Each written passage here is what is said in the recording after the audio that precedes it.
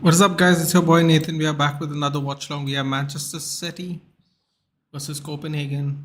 First match, return of the Champions League in Denmark. Let's go. Can Copenhagen be the same kind of curse they were to Manchester United? We will find out.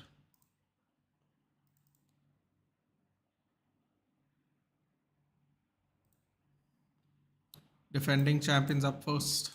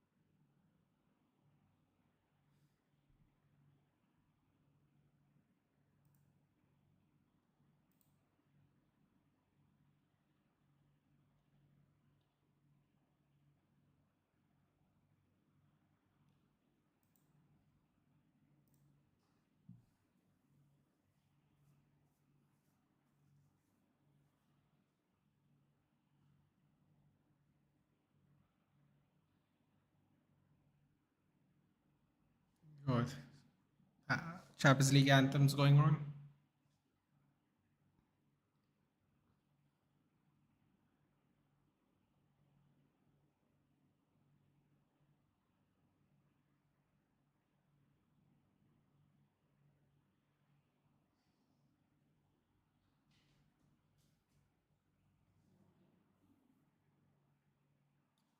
If you can, I'll have a. Yeah. Yeah. Yeah.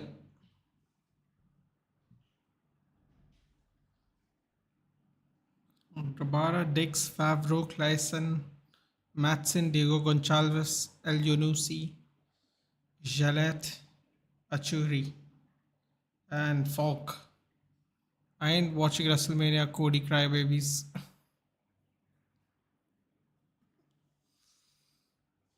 uh, Jose Maria Sanchez from Spain is the ref. It's going to be fun, man. Who cares about that? All the other matches are going to be just as epic. Can't let people bother you. You got to just enjoy it yourself, whatever it is.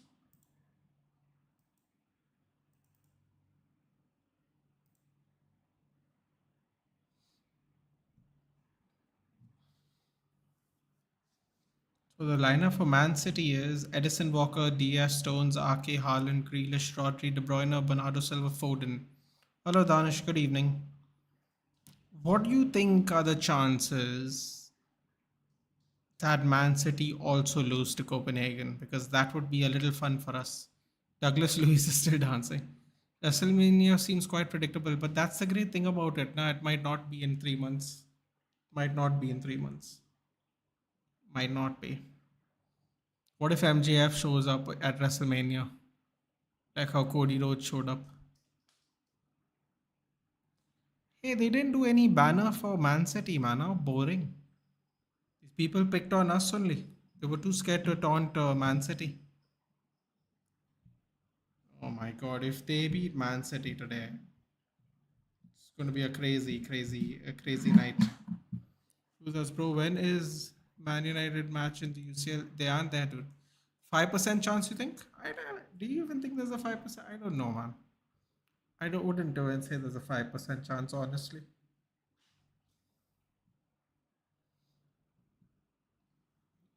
Thank you. Good night. Yeah. Yeah.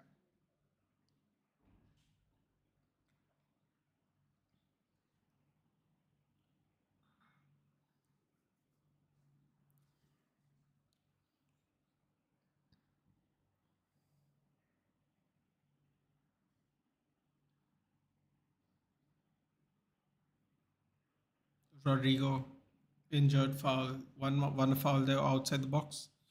Foul by Clayson. Yeah, so Aditya, I wouldn't care, man.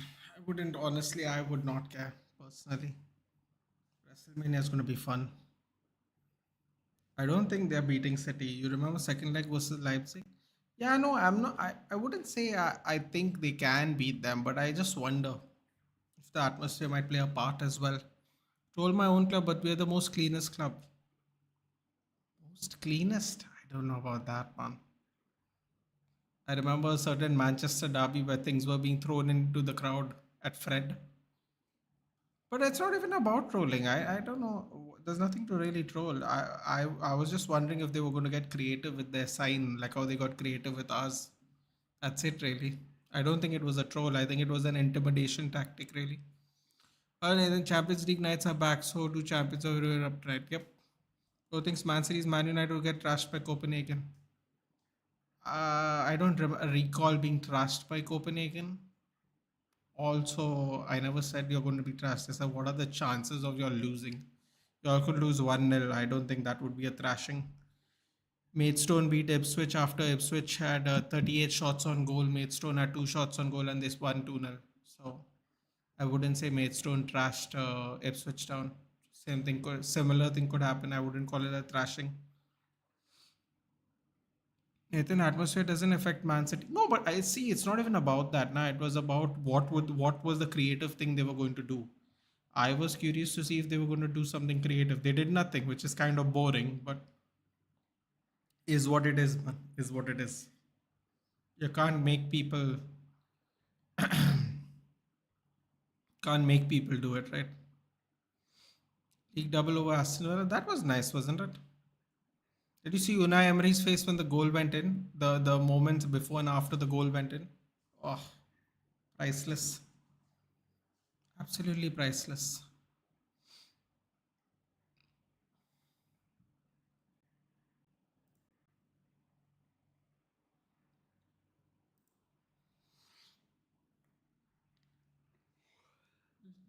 Copenhagen kicked Man United out of Europe. Don't worry, brother. We'll take revenge.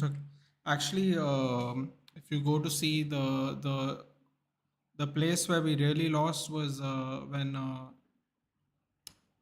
Rashford got sent off at home when we were beating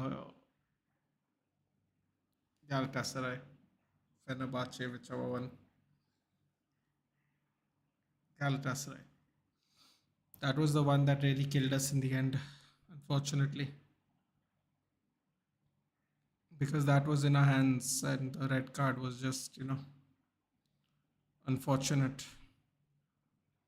But I don't think there's a good chance Copenhagen could get anything out of this anyway. So let's see what happens.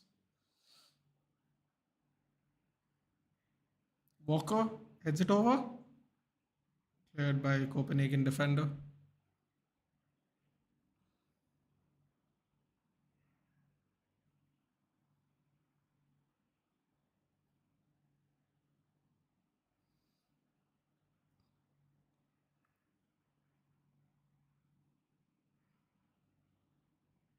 No goals yet. No goals yet.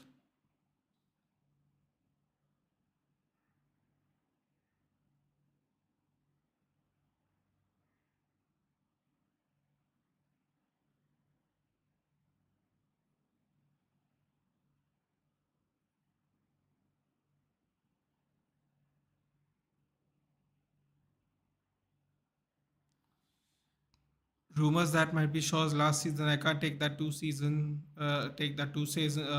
two favorites leaving. Listen, man, he's done 10 years here. He's got to go. He's got to go, man. Like, you know what? We can't be merciful anymore, man. Kicked by Copenhagen Galatasaray, Man United couldn't even sneak into Europa League. Is what it is. I don't think I wanted Europa League anyway this year, man. The way we are playing, we have to kind of focus on the league anyway. So it turned out, while initially it was not a good thing, based on our form after we got eliminated from the Champions League, it might be quite beneficial to us now because as you can see, Brighton are bottling, Aston Villa are bottling. They have Europe. West Ham are bottling, they have Europe. These are all teams around us. So it turned out to actually be really kind of, at the moment at least, it's kind of beneficial to us. I don't know if it will be beneficial to us by the end of the season, but right now our form is picked up and their form has dipped. So that's a good thing. But yeah, which match are we watching? I'm watching Copenhagen Man City, dude. And tomorrow we're doing PSG Sociedad.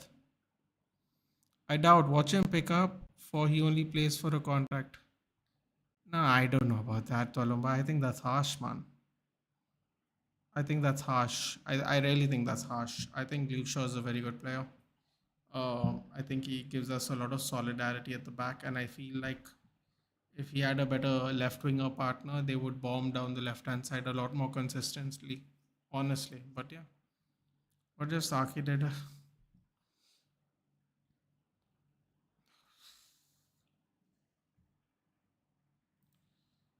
That it's difficult, man. The reflex is difficult.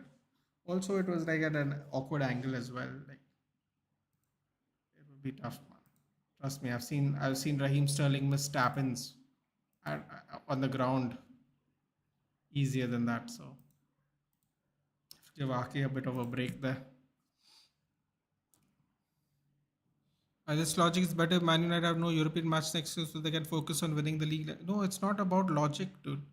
It's about circumstance. I'm not talking about logic. You're not hearing what I'm saying. I said at the time of our Champions League exit, I was not happy, but then our form started to get worse. But now that European nights are back and Aston Villa and West Ham and Brighton have more games, their uh, form seems to be dwindling. So it benefits us to so we can get into Europe next season and hopefully have a better season. It's not about logic, it's about what's actually happening. If you've noticed, Aston Villa, West Ham, and Brighton are all dwindling.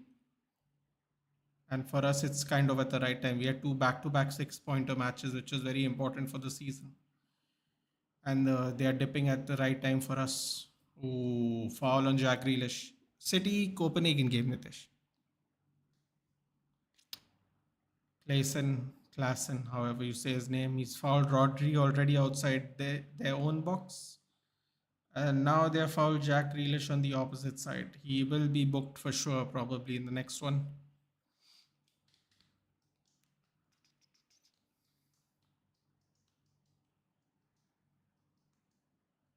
It's a very good move there by City. Who's lining up? Bro doesn't even know himself what his brain processes sometimes. All right. Okay.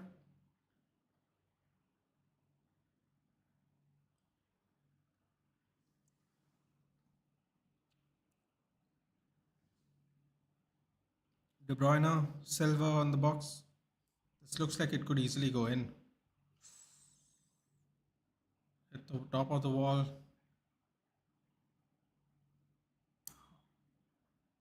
De Bruyne tries to keep it in play. Ooh, picks the pocket. Wins it back. Is that El Yunusi, former Southampton player? Copenhagen. Achuri tried to do some nonsense and lost the ball. No, it's true. I'm tired of him. Sorry about his injury, but he's not all that. No, it's not about he's all that. I wouldn't say he's all that either. I would say he brings us a defensive solidarity that you know other people have tried and they don't bring to the table. And it's fair enough if you're tired of him. As far as I know, it was a precautionary thing to Alumba. There was no injury. I don't know if the update has changed, but apparently it was precautionary. I'll tell you this, Saloma. The thing I've realized, uh, even though I have not bothered to address it in general, is I don't think Luke Shaw has ever been the same after he broke his leg. Oh, what a goal!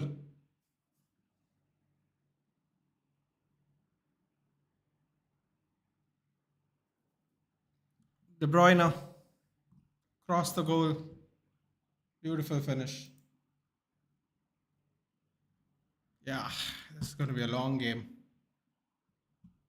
It's going to be a long game for Copenhagen. De Bruyne, 11 minutes in, already a goal. That's just one goal.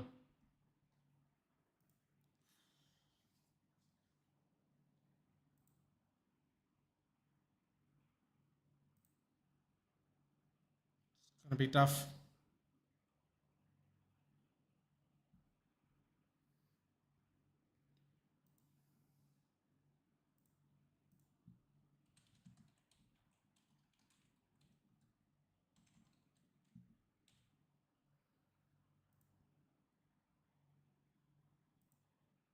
Good goal.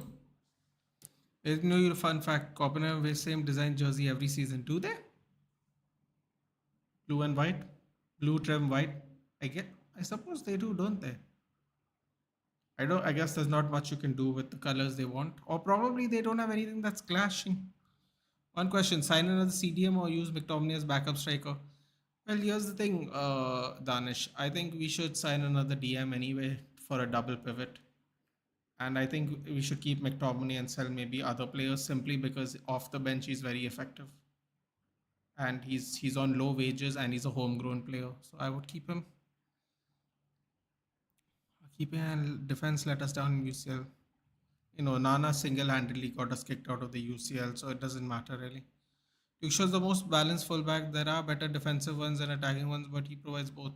Fair enough. I have KDB in my FPL, but Haaland, no Haaland.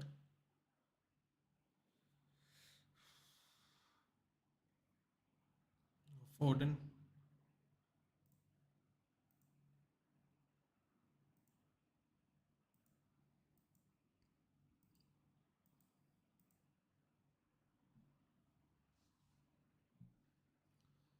KDB accuracy also great after Modric. I mean, that was a great finish by Kevin De Bruyne for sure. Hello, hello. A great finish by Kevin De Bruyne. Absolutely fantastic. More to come, it seems like.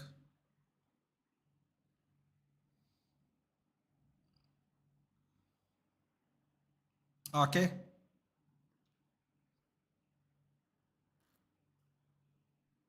Cross comes in. Haaland just goes under.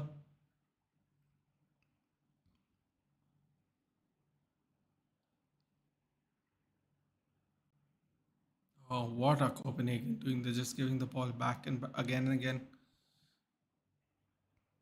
Have you seen leaked pictures of next season's kit? I have not. I have not. Is it good?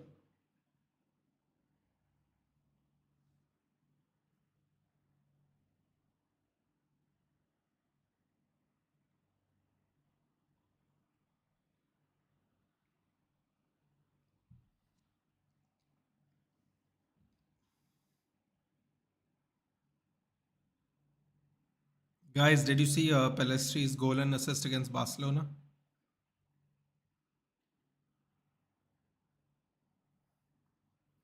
Did you see it? I saw the highlights. Got a goal and assist.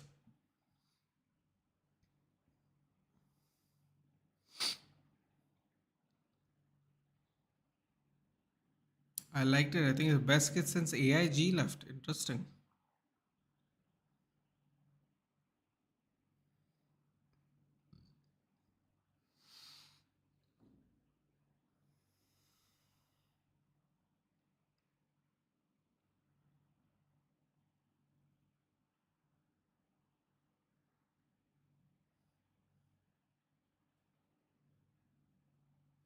Nathan, you also like white socks rather than black socks in our currency? I do not like white socks at all, buddy. Interesting.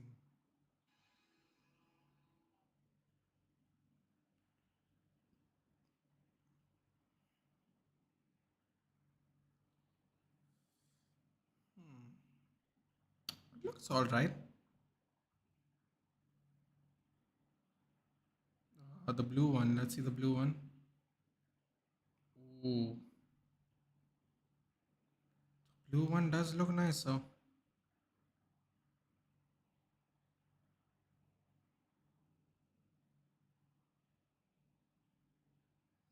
blue one does look nice. So God, you know what? That Snapdragon logo looks like the old Vodafone logo. Very nice, very nice.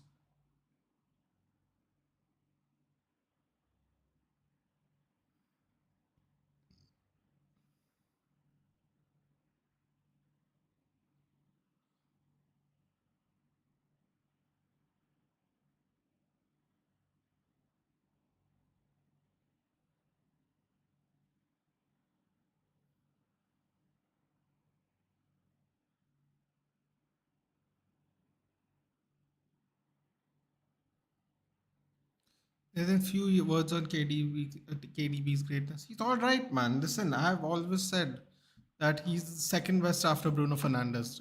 I've always said that. Okay, old school boys, no team viewer, thank God. I was about to say that Snapdragon looks like the Vodafone one. It does. Stanish old school jersey always special for me. Yeah, hopefully we'll get some of that old school magic back when Omar Berrada comes on.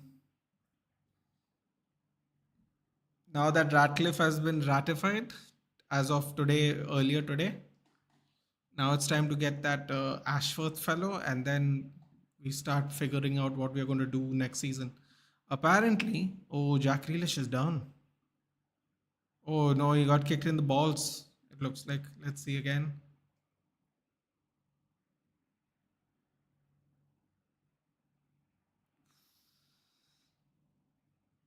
Oh,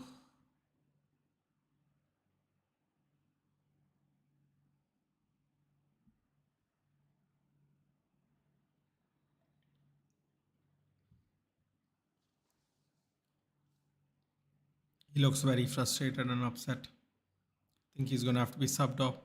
I want to see Hoyland wear that one, but with longer sleeves, loose sleeves just below his elbows. Yeah, what kit do you like this season and for any XYZ football team?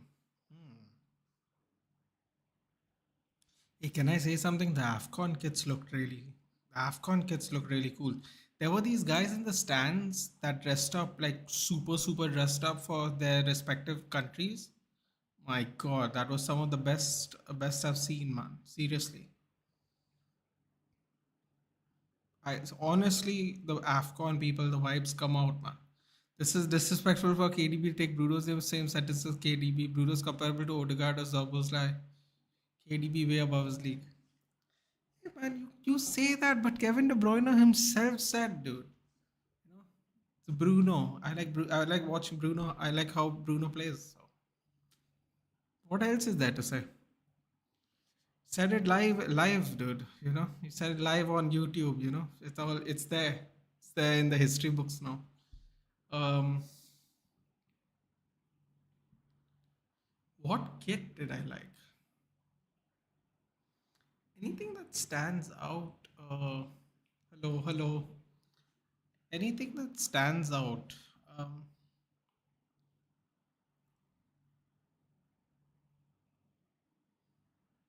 I like that. I like that Bayern kit actually. Aren't they wearing like a black one? I like that black one actually. They are wearing a black one, or is it just my eyes failing?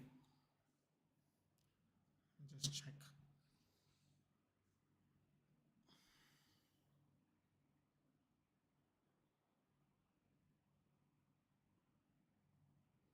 Yes, Liverpool jerseys are standard and decent. Yeah, black one. I like the black one. It's all right. I like the black one. I don't really like white, so white doesn't really. I don't know. I don't like it.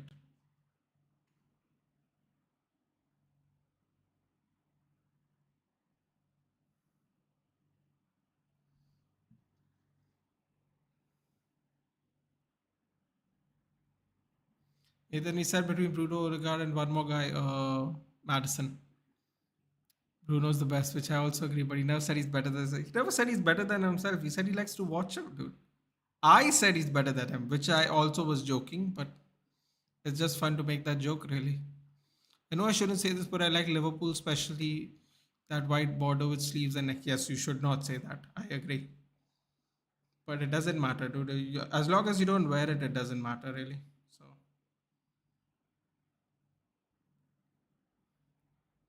I'm trying to I'm trying to think of, I like the Bayern black one. I'm trying to think of some others though. Nottingham Forest kit was nice. Nottingham Forest kit was nice. I like the Forest kit.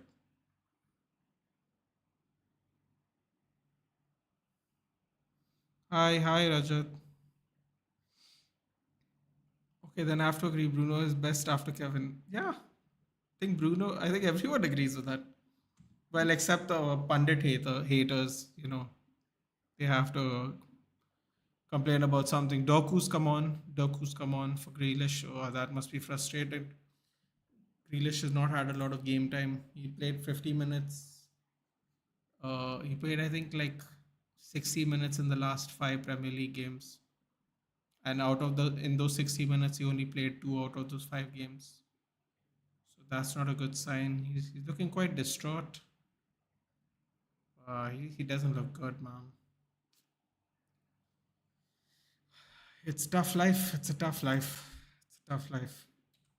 He's heading back. He's going back into the dressing room. Well, that's not a good sign because now we got the gritty merchants on. There's nothing more annoying than someone who does a silly dance after celebrating or during a celebration. Depends on how long is he doing the. He's being a gritty merchant, I suppose.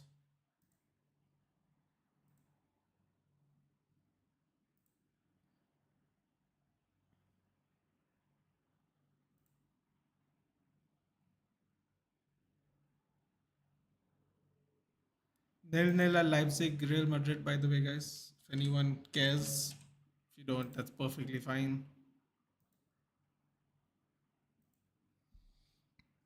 Hello, Rachir. I've tried to hate on Ange, but he gives me Klopp vibes and entertaining football. Dude, I was. If you go back to my video, I did a video of where I think I did a tier list of where everyone was going to finish. I said, I think Ange is going to take fifth spot. Don't see where I thought United is going to finish. Can just move on from that one. But I thought Ange is going to probably take that last spot, assuming we were going to get Champions League football, of course. Which Well, we're going to see if we get Champions League football. I guess that's the best way to say it. Right now, not looking good. Looking better these days. But initially, at the beginning of the season, I had my doubts. It wasn't looking great. Not at all. So at least now we have a much better chance. Get Xavi Simmons or Olmo from Leipzig. Good evening, Ignatius. Good evening. Arsenal away jersey and a Man United away white jersey is quite nice. Yeah, the one with just the devil on it. Yeah, that's pretty nice. The thing is, I don't like white, man. I mean, I wouldn't wear it. They look nice, but I wouldn't wear it. Hi, Jabba. Only 65 million. Nah, man. Too much. AC Milan is one of those few clubs with a decent home kit. Liked our home kit too, but that team view logo is too big. Yeah, and I can't stand that green one, man. The green one's absolute crap. Like, like really, really bad. Like, I can't, I genuinely can't stand that one at all.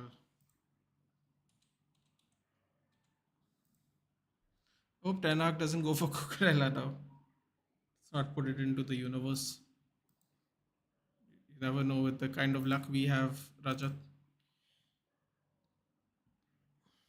It's nice to collab get black. Was it last season Dortmund's all back? You know what I like? You want to hear this? I like that silly intergalactic kit Spurs had from last year. I don't know why, man. I just thought it was totally different. A lot of people thought it was too gaudy. A lot of people thought it was like too colorful, too crazy. But for some reason, I looked at it and I was like, you know what? At least it's different, man. At least it's different. Look at all the other crap we have to like that is there. At least it's different. If it wasn't different, I'd be like, "Ah, okay." The fact that it's different, though, is quite appealing to me.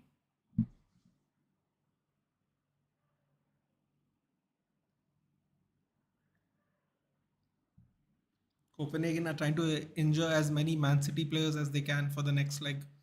It seems like. Oh my god, unbelievable. Almost an own goal. Like our away kit, though it is green and white. Didn't Ralph want us to sign many players of Leipzig? Well, he wanted us to sign. What's his name?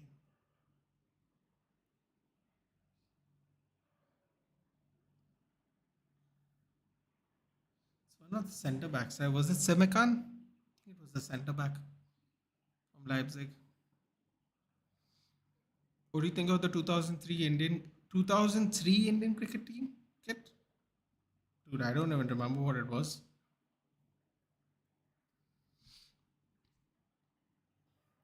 The players they use are very technical. Yeah, but Ruchi, here's the thing, right? You can say those players are very. Oh, is Foden also going? Wow, interesting. That could be two players off due to injury. Maybe Pep went too strong with this. Oh no, he's coming back on. Maybe Pep went too strong with this team today, man.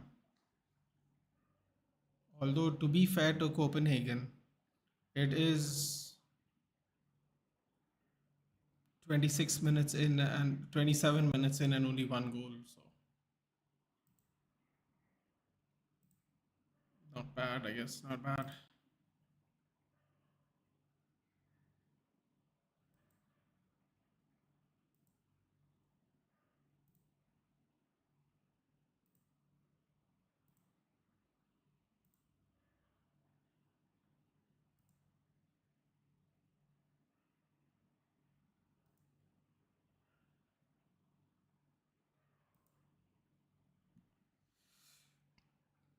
News of that talks with Pedro Neto. I like that. Yeah, but you know what's the problem with that, dude? Pedro Neto's had three decently sized injuries in the last 2 years. This is the problem with this. I see United going after Olise hard in the market. What do you think about Branthwaite? You know what? Listen, man. Apparently, well, just some updates, Ruchi. I don't know if you've been on the net looking for these things here and there. I just happen to have some of this information by chance before coming live on stream. First of all, apparently somebody, I think it's Ratcliffe. Ratcliffe does not want anyone to have discussions about contracts until we get a CO or whatever the hell he's called. Basically, we get Dan Ashworth because right now Ashworth apparently is the one we want.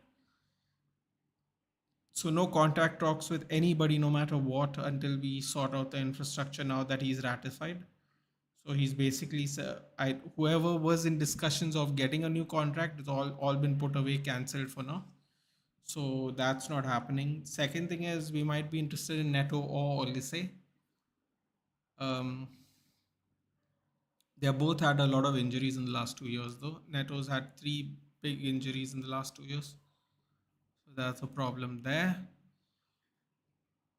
Branthwaite, I don't mind taking. You know what I would like to do, Ruchi? If Everton get relegated, I would take Branthwaite. What the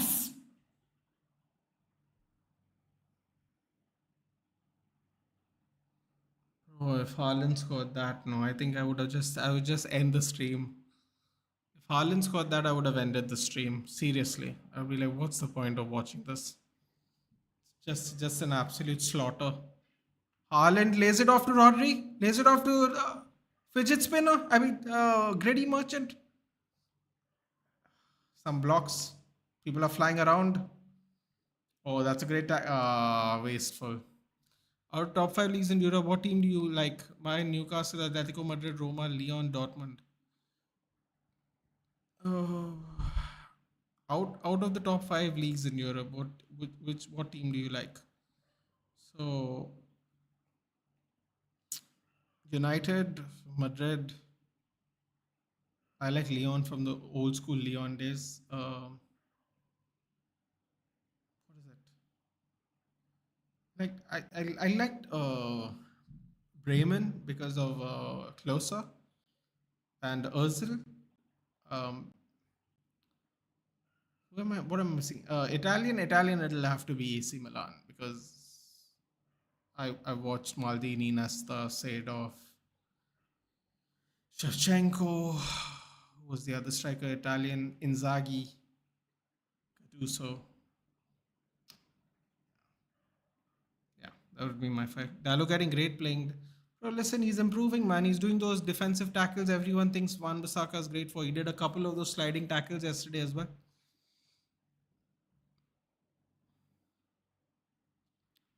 Not another injury merchant. Yeah, apparently he's had a couple of bad injuries. Manchester United, Atletico. I can't believe you like Atletico Madrid. Dude. AC Milan, Bayern Munich, Marseille. Haaland got injured many times at Dortmund. Man City fixed it kind of. Yeah, but the thing is, we can't really take that chance, right, Rajat, with the kind of money we are spending. At the end of the day, they got Haaland on a fixed buyout clause. If we are going to bid for these players, they are going to just keep increasing the price because none of these players have like a buyout clause. So it depends on how much you're buying them for. Olise came on, played 10 minutes the other day. He came back from injury. He literally played 10 minutes of the second half, got injured again. Did not play yesterday in the Chelsea match. So I don't know, man. Ooh, good play by Copenhagen. Cuts it back.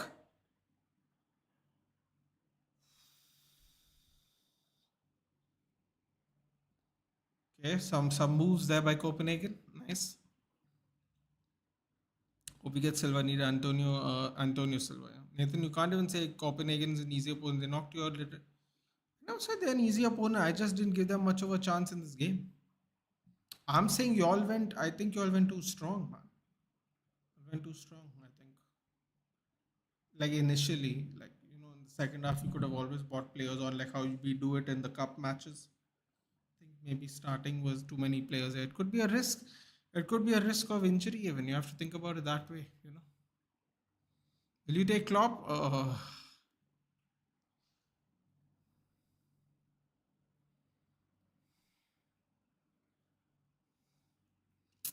I'll choose not to comment on that.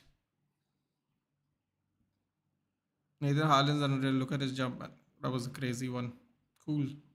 Rodri have made all the Man City players make a promise that if he scores 10 plus goals, all of them will play next goal with tucked in shirts. Yes, I do know that. Yeah. I don't know why he wants people to wear a tucked in shirt because he's not 90 years old, but that would be fun to watch all of them do it though. I'm not going to lie. That would be fun.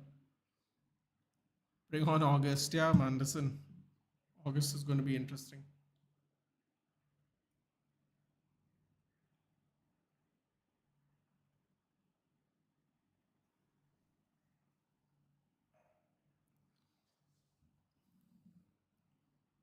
Copenhagen's getting a little more possession, yeah. Oh, Edison gives it back. Goal!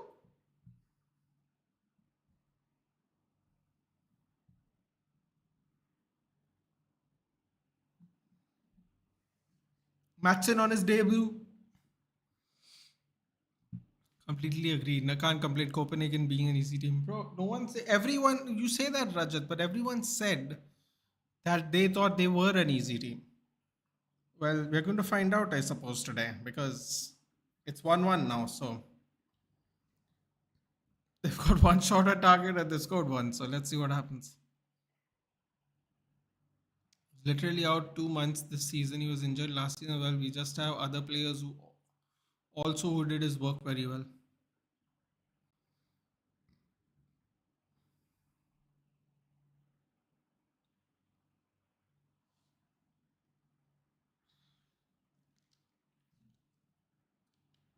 Edison, man, what the fuck, bro? I tell you, you know what? When I tell people I don't like playing from the back, you know what they tell me? Oh, you only say that because you have Onana. I'm like, bro, I don't like it when anyone does it. It looks stupid. It looks stupid. Okay. Let me tell you something. The kind of pass he did, I'm just giving an example. Okay, I'm not. Y'all can be happy with the pass from the back or whatever. The kind of pass he does is a nothing pass. The whole point of these goalkeepers playing from the back, no, is they act as 11th man on the pitch, like an extra player on the pitch. If Edison passes the ball like that, it doesn't do anything. It doesn't do anything. It doesn't release the pressure. Does nothing because there was one man pressing him, and that's it. No one else was moving, and he literally passes it to someone else. The other guy that was just closing the angles of a possible pass. He could have easily gone long. He went low. It is what it is, man. It is what it is. It's unnecessary and it's bullshit. It doesn't matter if you can kick the ball or not. Doesn't Edison have like the record for kicking the ball the furthest from goal or something, or he attempted it or something? Like, why couldn't he just do that? It's just so stupid. Even if Man City even 6-1 from now on, it doesn't change the fact that that was a really stupid goal to concede, and it was unnecessary, and there was no need for it. But when you say that to people, they'll be like, "Yeah, look, you have Onana." I'm like, I don't like it when Onana does it either. I just don't like it when people do it. When there's no need to do it, don't do it. Just clear the ball, man. Don't be a Hollywood merchant. Just clear the ball. That's your job at the end of the day. Your job's not to rake in assists. Just get the game over with, man. Sometimes it's too much show, Personally, there's just too much show in football. There's more show and no go nowadays.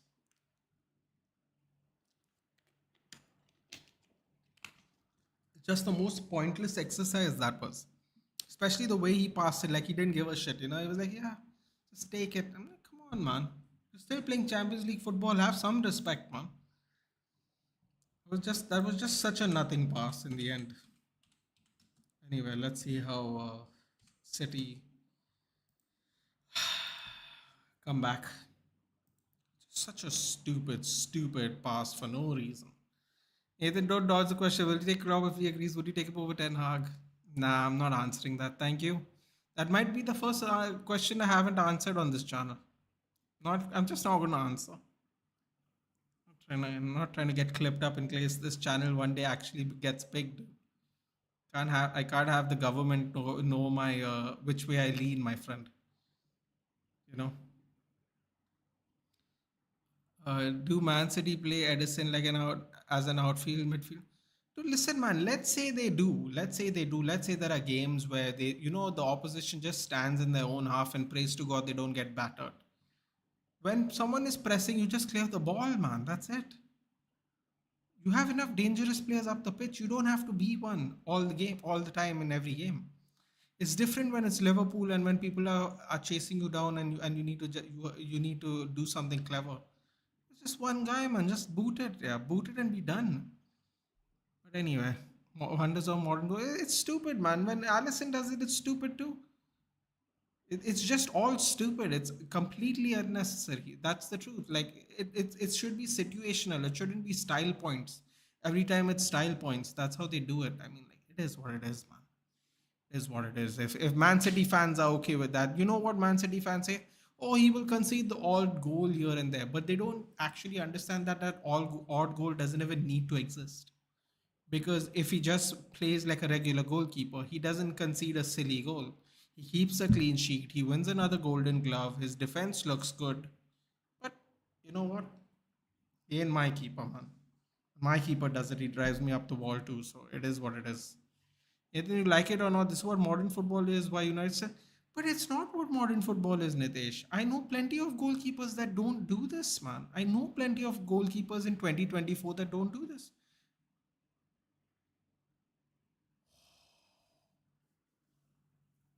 Try to go for a second one there, man. They're feeling lucky right now. It's not about liking it or not, Nitesh. It should be situational. Every situation does not count for a cheeky pass, dude. That's all I'm saying. That's all I'm saying. It's a matter of keeping a clean sheet or not as well, man. The way to concede a goal like this is really crap. Like when someone scores a blinder, no, you have to put your hands up and go, you know what, my goalkeeper, there's nothing my goalkeeper could do about it. There are so many goals like that happens, where you have to just put your hands up and go, yeah, my goalkeeper couldn't do anything about it. Conceding a goal like that, it is what it is. But when you give the opposition the ball outside the penalty box, I mean, listen, man. Like I said, if you're okay with it, that's great, dude. But for me personally, it would annoy me. And you know why it would annoy me in this case, Nitesh? If Man City doesn't score another goal, it would just by chance they don't. If Man City don't score another goal, this would annoy the absolute hell out of me after the game's over. Like I wouldn't even go, oh, he does it all the time. I would be like, you know what, man, you have to pick your moment. You can't do it all the time, man. Just can't. One player from Newcastle I want to meet is Fabian Shah. He seems like a top bloke. That should be fun. Swiss guy. Should be quite timid, friendly. No, brother. Passing it back reduces the possibility of losing possession because kicking it long is about heading and winning second balls. Both teams can. No, no. I get why people pass from the back, Ruchi. Don't mistake me. I'm just saying, depending, it should be situational. If someone is closing you down, don't make it possibly awkward, especially if you kind of do like one of these no look cheeky passes. That's what I mean by situational. I get it completely, but on the other side of the pitch there is people like Haaland, and they can easily win a ball, man. You know what I'm saying? I know it reduces the possibility of losing possession, but I rather lose position. Okay, let me put it this way, Ruchi. I rather lose possession in their defensive third than in my defensive third outside my own box. That's what I'm trying to say. You know, these no look blind passes, bro. This is not the NBA, man. This is not Harlem Globetrotters. Like you gotta actually either actually pick the pass or just boot it. Don't do this nonchalant kind of, "Oh, look. He looks there and he passes that way," kind of thing. You can't do that, man. This is professional football, dude. Whether you think Copenhagen is an easy team or not, they're not stupid, dude. They might lack quality. They're not dumb. He literally passed to the opposition. The guy knew where the pass was going. Great sweeping there by Edison. Nathan, if it's working for Pep and us, then we are no one to complain. I mean, listen, man, you can still complain about it, Nitish. I mean, it's your club. You can complain about it. You don't. You can be okay with it, but you can't complain about it because conceding a goal like that is silly. That's all I'm saying, man. If you're okay with it, that's fine. I wouldn't be okay with it if I conceded a goal like that, and if my manager was okay with it too. I'll be honest with you, because it's completely an unnecessary goal to concede. That's all I'm saying. If you make it situational, it's different. If you try to do it every time, it's different. That's all I'm saying. Either way, man, it's 1-1, plenty of game to go. Man City can easily ship four past them, so could easily. I mean, they could easily do that. So this conversation won't really matter by the end of the game. So let's see what happens.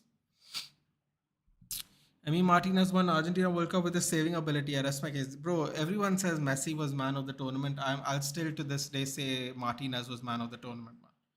He single-handedly saved all their asses in the penalty shootouts. Let's be real. Because the games Messi couldn't score and the penalties he converted at the penalty shootout, I know they count those, but Martinez did all the hard work because he had to save those. So, but people, he's just a goalkeeper. There's always a narrative, man. It is what it is. Ethan, where is your Ineos hat and hoodie? It's not here yet, dude. It might come in the new season. This is England. No tiki taka. Hit it up front with two attackers. Hoyland, McTominay. What playing out from the back? What is that? I don't know what that was, bro. Courtois 2022 UCL fine. Yeah, it was all saves, dude. Nothing playing from the back. But see, again, if the fans are okay with it, then sure. But like, I mean, it's just a silly goal to concede, man. Just my opinion. That's it. If it ends 1-1, though, it will be a real shame because Man City were playing Copenhagen out of the park, gives them one chance, and it's 1-1. Yeah, Madrid will struggle to win UCL with no top goalkeeper. They got Lunin, dude. Andre Lunin. Would have taken Vicario at Man, bro. Vicario is looking like easily one of the best signings of the season. Easily. Any day Vicario is a no-nonsense goalkeeper. Dude, even if he was not a no-nonsense goalkeeper, he seems to actually be very solid, except on set pieces. He seems to be quite a bit physically weak. But you know what's the funny thing, dude? He can work on that in the off season. He can get a nutritionist, put on 5-10 kilos or 5 kilos and like 5 kilos of muscle, however you'd like to say.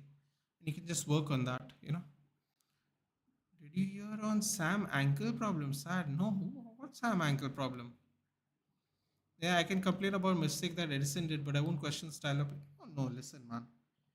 Style of play, like I said, if it's more situational. Also, can I?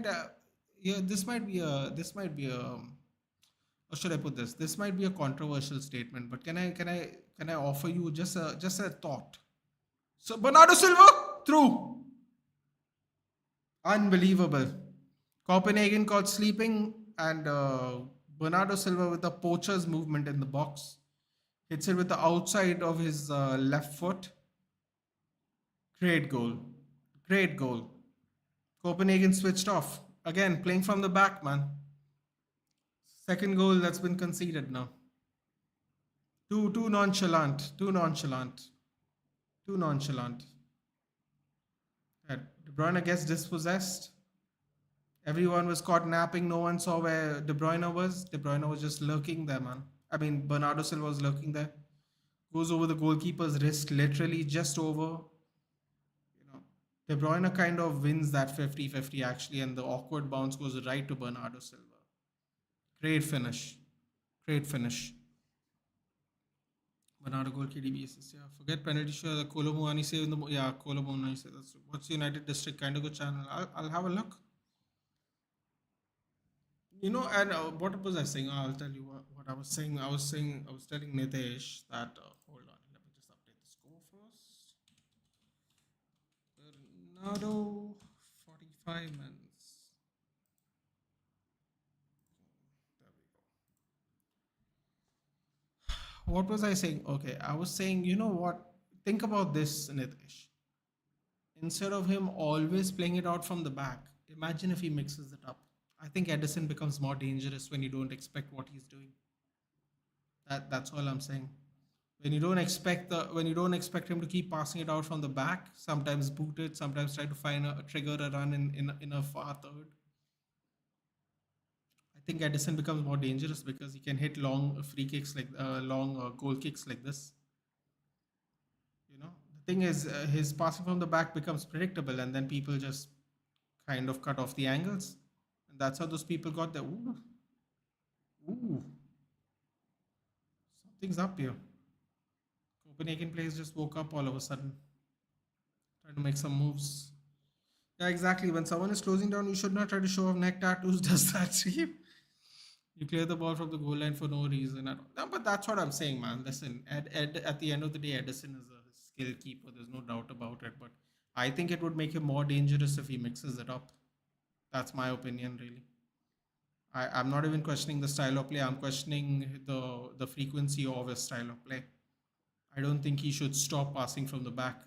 That's not what I'm saying. I'm saying I think if he mixes it up, he'll be even more dangerous. But it is what it is. Bernardo Silva pushed them back in the lead. Doesn't matter.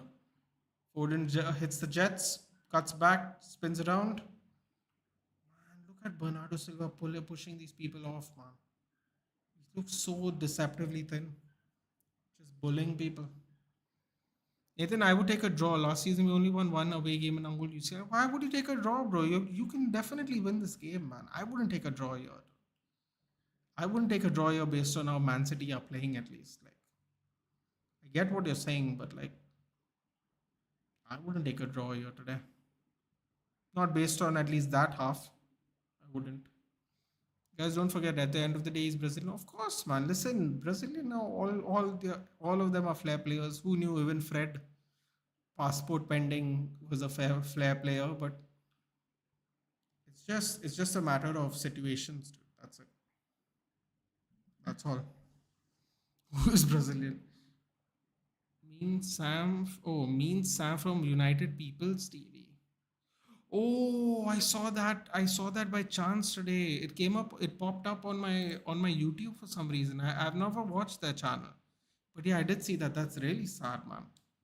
That is really sad. That is really sad. Yeah, I know who you're talking about now. De Bruyne is bound to give assists. He can give assists from the bench. Well, he did that the other day, didn't he? He did two, in fact, didn't he? Yeah. Leipzig Real playing at a draw 0-0. It's been a slow opening match day for the Champions League. Very good goalkeeper. KDB is a world class assister. He even assisted good.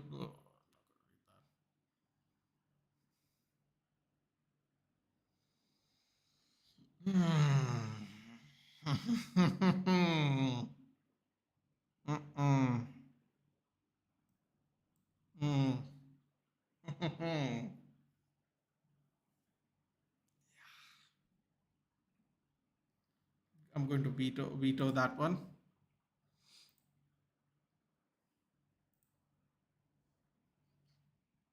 What is the score right now? Man, Real Madrid struggling because they don't have Bellingham playing today. You think so?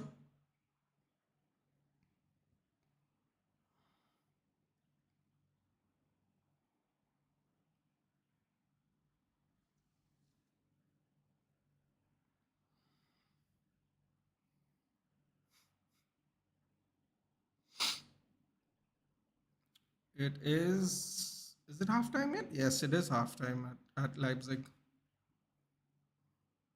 Sean, since when you were watching football? Early 2000s. What about you, Ishan? Welcome to the channel.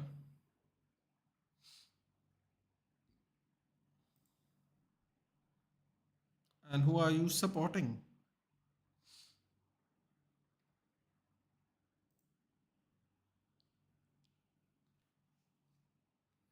Rank them: Bellingham, Wirtz, Musiala, Pedri. Bellingham, Pedri, Wirtz, Musiala, bro. We don't deal well with we don't deal well with defectors, dude. If you know, you know. Deportivo La Coruna, how good were they? They were very decent. I didn't watch a lot of Spanish football, but I know they were really decent because they had a player named Roy Mackay, who I ended up seeing at Bayern Munich as well. A fantastic striker back in the day. They were very good, man. They were very good. The downfall of Deportivo La Coruna is actually really sad. That is a great question, Ishan. Since 2010, wow. I've not heard that name in forever. And every time I think of Deportivo La Coruña, I think of Roy Mackay. Man United fan, welcome. Same here. They were pretty decent, man. They were decent, you know. Then Valencia also used to be really good when they had like Canizares and all. Villarreal used to be good when they had what's his name? God, I forgot their names. Marco Senna and Pablo Sorin. One Pablo Sorin in the middle of the midfield. Yeah. I remember some of those Spanish players, man. When we used to watch European nights back in the day. I never really watched Spanish football though. I remember certain players very well. Funny enough. I always remember Juan Pablo Sorin and Marcos Senna for some reason. I don't know why. I can't really explain it, but I always think I remember them. And Sevilla, I remember Freddy Canute and Luis Fabiano. Who else? Who else? Who else? I can't believe, man. I've seen Joaquin play for the Spain national team, and the fact that he retired last year is ridiculous. Amazing. I could not believe he's still playing football because I don't watch La Liga. I one day was looking at the channel and I saw Betis play, and I saw Joaquin, the name Joaquin, like on the back. I'm like, man, Joaquin? No way. They zoomed in on his face. I'm like, yeah, he's put on a little weight and he's gotten a little older, but it's the same guy. I just couldn't believe he was still playing football, man. It's mad. Mad. For me, Pedri, Bellingham, Wirtz, Musiala. They won La Liga before the Galactic era and that Barca. Yeah, absolutely. They were a very good team, man. They were a very good team. For some reason, I remember Roy Mackay. Opinion on Deadpool and Wolverine tease. I haven't watched it yet, dude. I haven't watched it yet. Can you tell me when it's coming out though? I know it's coming out this year. I didn't watch the trailer on purpose, to be quite honest with you. I didn't want to get too excited, especially if they go released in November. Like, bro, let November come, man. I'm not waiting till then. Like, I don't want to be all excited till then. I'll just wait for the movie to come out. I hope Deadpool doesn't disappoint after they have signed. They have collabing and they have merged with Disney now, man. If Deadpool becomes like a PG show, no, I think we have to be done, man. You have to boycott Marvel. Time to attract some hate towards your channel. Rank them only for their contribution to United. Rooney, Van Nistelrooy, Ole, Ronaldo. Oh, that's easy. Rooney, Van Nistelrooy, Ole, Ronaldo. That's the order. In terms of the contribution for United, yeah, Rooney the most. Actually, you know what? That's not right, is it? It's Rooney, Ole, Ronaldo, Van Nistelrooy, isn't it? If you're going contribution by club, Rooney's contributed the most. Ole the treble, Ronaldo the double. Yeah, I think Van Nistelrooy is last actually. July? Really? That's not far off, man. You can compare them, but Blackburn Rovers got a downfall, never got top again. But you know what the problem is with Blackburn Rovers as well, Ishan? Problem with Blackburn Rovers is, I mean, I didn't actually watch them in the league, but from what I've heard and what I've been told, Blackburn Rovers had this super rich owner, chucked all his money in it, won the league. Those players became more prominent, went elsewhere, i.e., Alan Shearer. You know, players, some of those players. I don't remember who was in the Blackburn team. I know Shearer was there and Sherwood was there because Sherwood was the captain, wasn't he? Tim Sherwood, former Spurs skipper. They started they started selling those important players, and then they went downhill, man. Kind of like Leicester, right? Isn't it? Kind of like Leicester. You know, they sold Mahrez, they sold Kante, and then it wasn't really the same. You know, first R-rated MCU, it better be. We'll see. We'll see how R it is, dude. I'm not getting excited. Rude over Ronaldo? I don't think so, dude. Because Ronaldo, we almost won a treble in 2008, which Ronaldo was in. No, we lost the semi-finals in the FA Cup. You know, could have won a treble under Ronaldo. And plus, Ronaldo had all the majority of the goals for the 2007-2008 campaign. Ruud van Nistelrooy has actually only been part of our domestic successes. Ronaldo, Ole, and Rooney have been part of European successes. Actually, if you want to really be an asshole, you can put Ole Gunnar Solskjaer in front of them because Ole Gunnar Solskjaer was the striking coach for the 2007-2008 Champions League winning team. Fun fact. Yeah.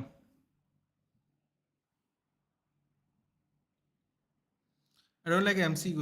It's a mess nowadays. Very difficult to follow as a casual fan. Well, don't be a casual fan then, Richie. Just go watch the old ones and catch up eventually, man. I mean, some of these movies take years to release, dude. You have plenty of time. Pick one movie a day. By next year, you'll catch up. I'm telling you. Just watch them on the weekends, dude. You'll catch up in like 6, 7 months. You don't really need to catch up. Just watch them all in order. When you get time, just chuck through a movie every weekend or one or two movies, depending on how much time you have. You'll be done by the end of the year. You'll catch up, dude. They release like 5 movies a year anyway, dude. You know, you don't need to worry about catching up, but you need to start if you want to. Those who follow even are very disappointed often. So here's the thing, dude. I have a theory about the Marvel Cinematic Universe or the MCU, as people like to call it. Hold on a second. I have to just check something.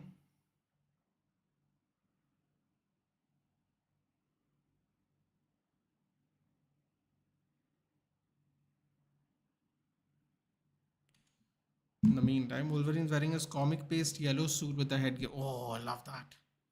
TVA is back. Okay. What was I saying? Okay.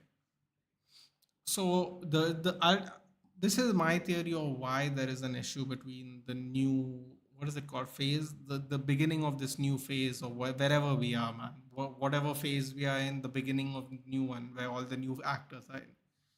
My problem is,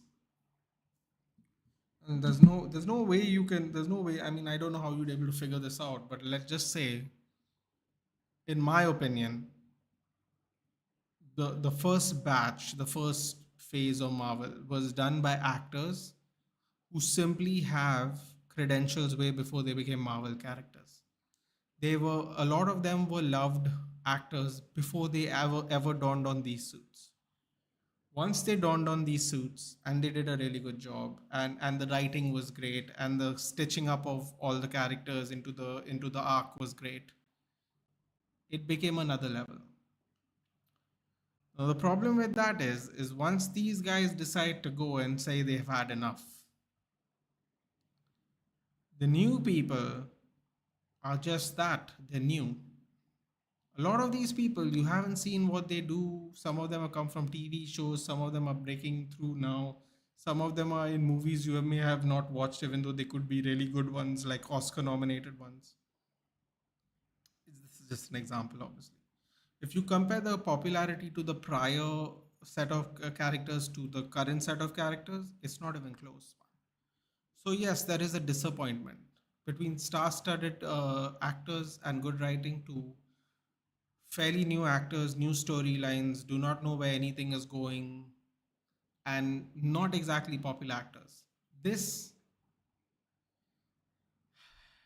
this is the real problem. I feel no, you know what? I shouldn't say real problem. Not an expert. That I don't want to act like I'm an expert.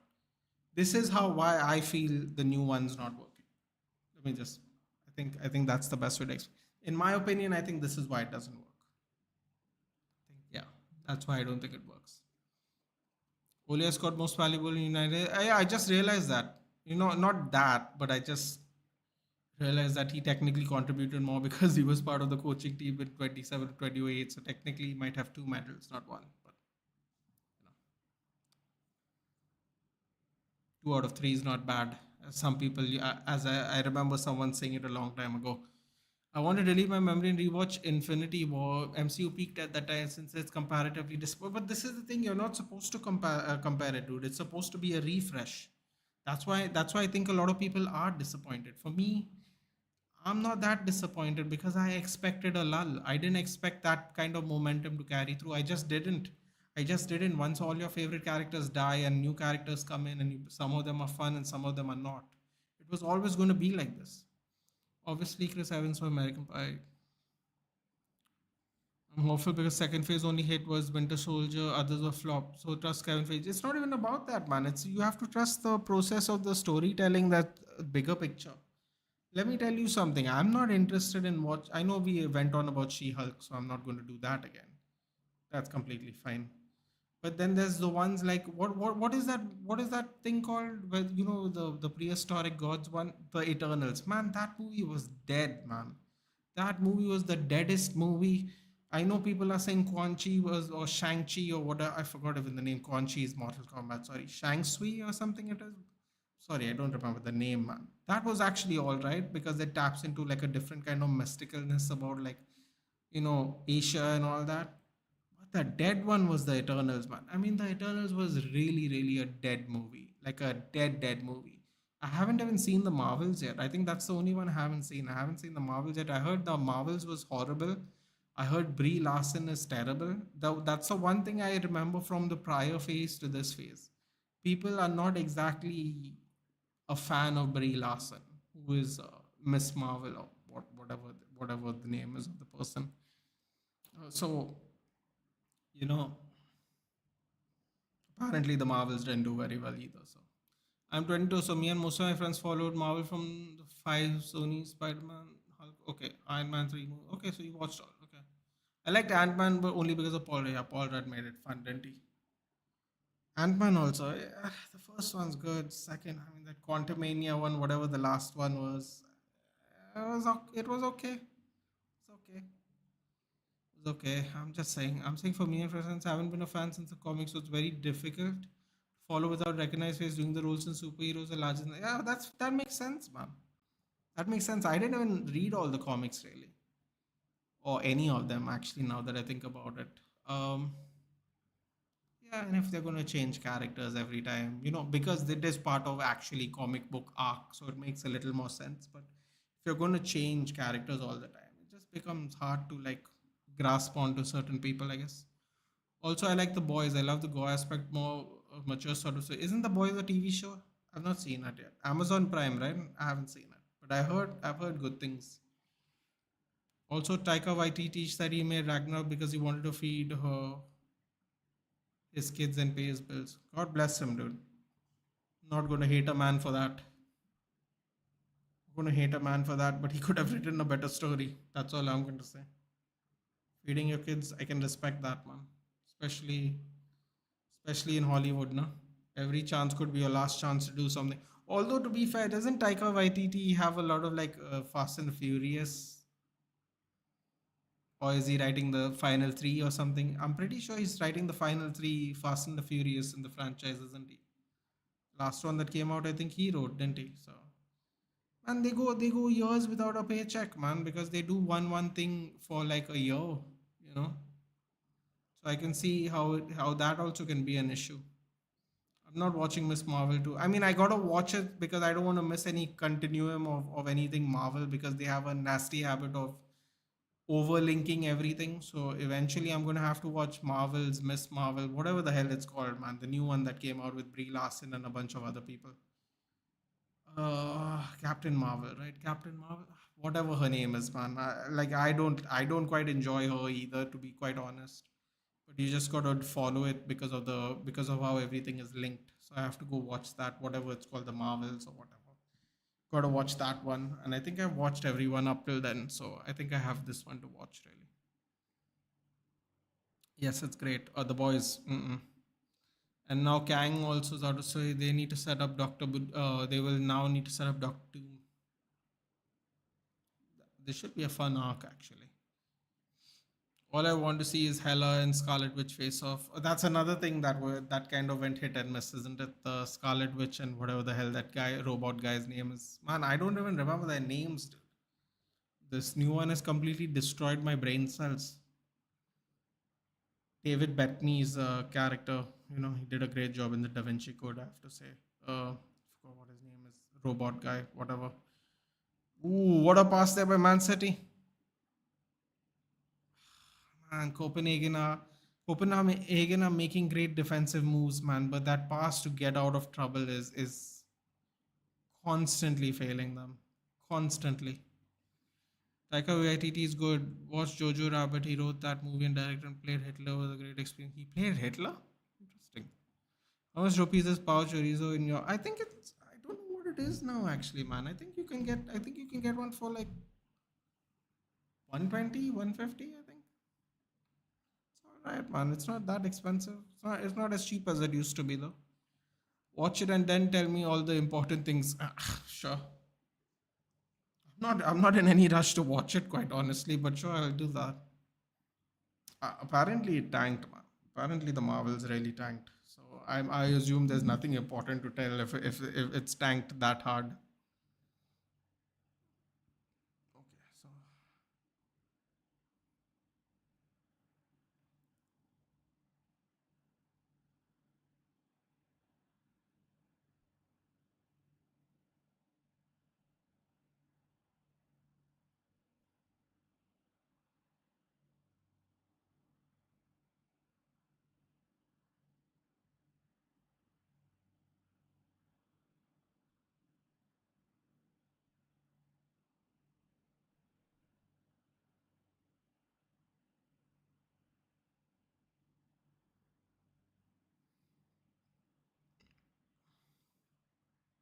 Madrid scored.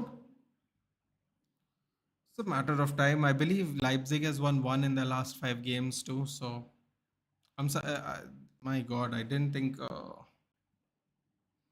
I did not think that Bellingham would be that important for them in the sense of they would take this long to score, man. Stuttgart beat them 5-2 the other. Ooh! Oh, I thought that ball went in. Header by the Copenhagen player.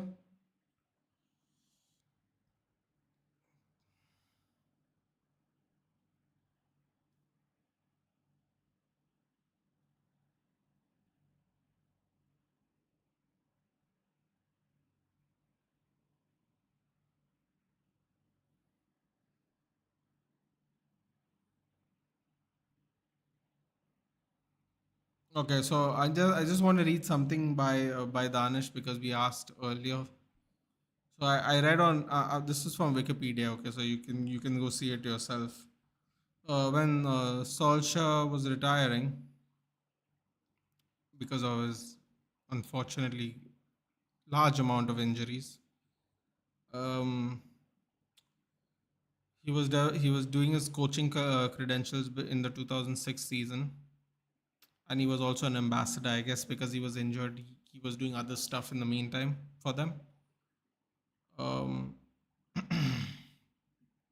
in August 2007, he basically said he would train to be a coach after retiring from professional football and start to earn the required badges after his last season with Manchester United. Follow his retirement, which was the same year. He literally retired before the season started. Solskjaer worked for Ferguson at Old Trafford, coaching the strikers of the first team for the remainder of the 2007-2008 season.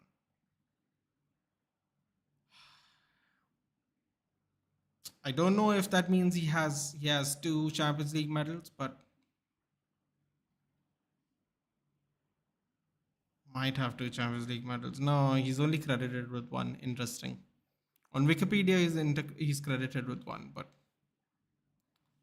either way, he was part of the coaching team for the strikers.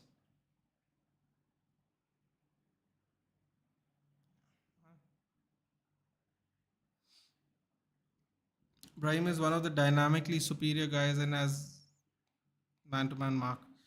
I wonder why Man City sold him, dude. Man City should have just never sold him. But then again, I guess he wasn't developed at the time enough. Marvel needs to understand comedy doesn't work every time. Oh God, I know what you're talking about. Don't go on a rant now, Danish. It's okay. It's okay. We don't. I understand what you mean by that. It's okay. Carvajal, Brahim Diaz, interesting. Great goal by Brahim. Good run, dancing around, good shot.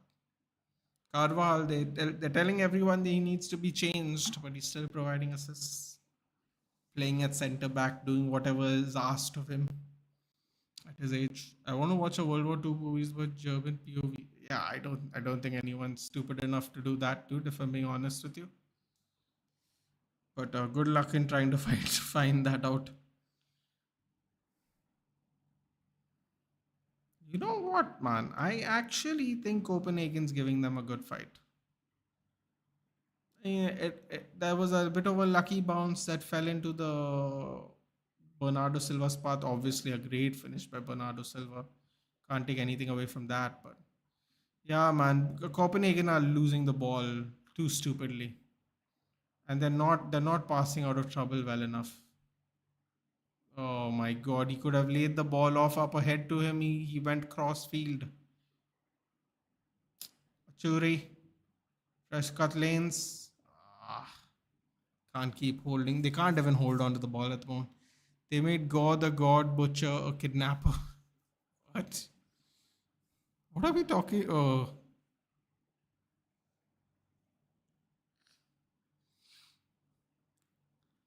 Arish, watch Mojo Rabbit's story of a little German boy who worships Hitler and wants to be like him. It's a comedy but gets dark at the end. It is German POV. Oh, but it sounds exciting. Rachir, encouraging Danish to watch these interesting movies. Shot, save. What a save. And it looked like it got hit really hard even. Laid off by Rodri. One touch by Kevin De Bruyne. Takes a shot. Manages to get enough of his palm on it.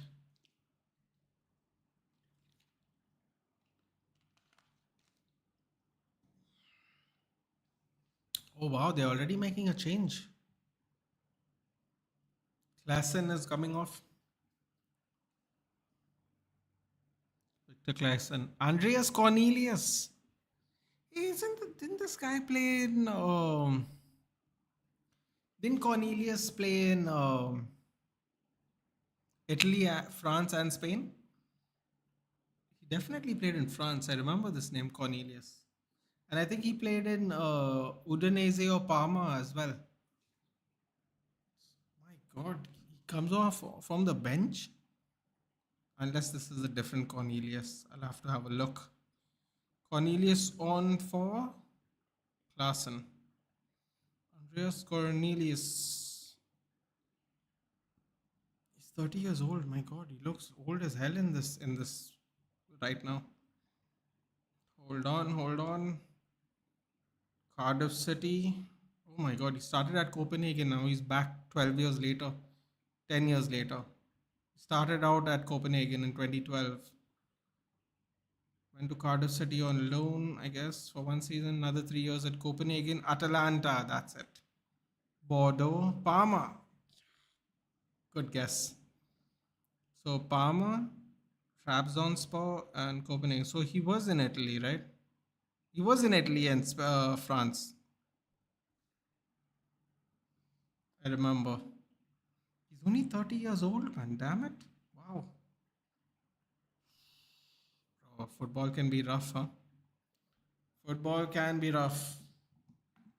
De Bruyne fakes the free kick. Bernardo Silva goes straight to Grabara.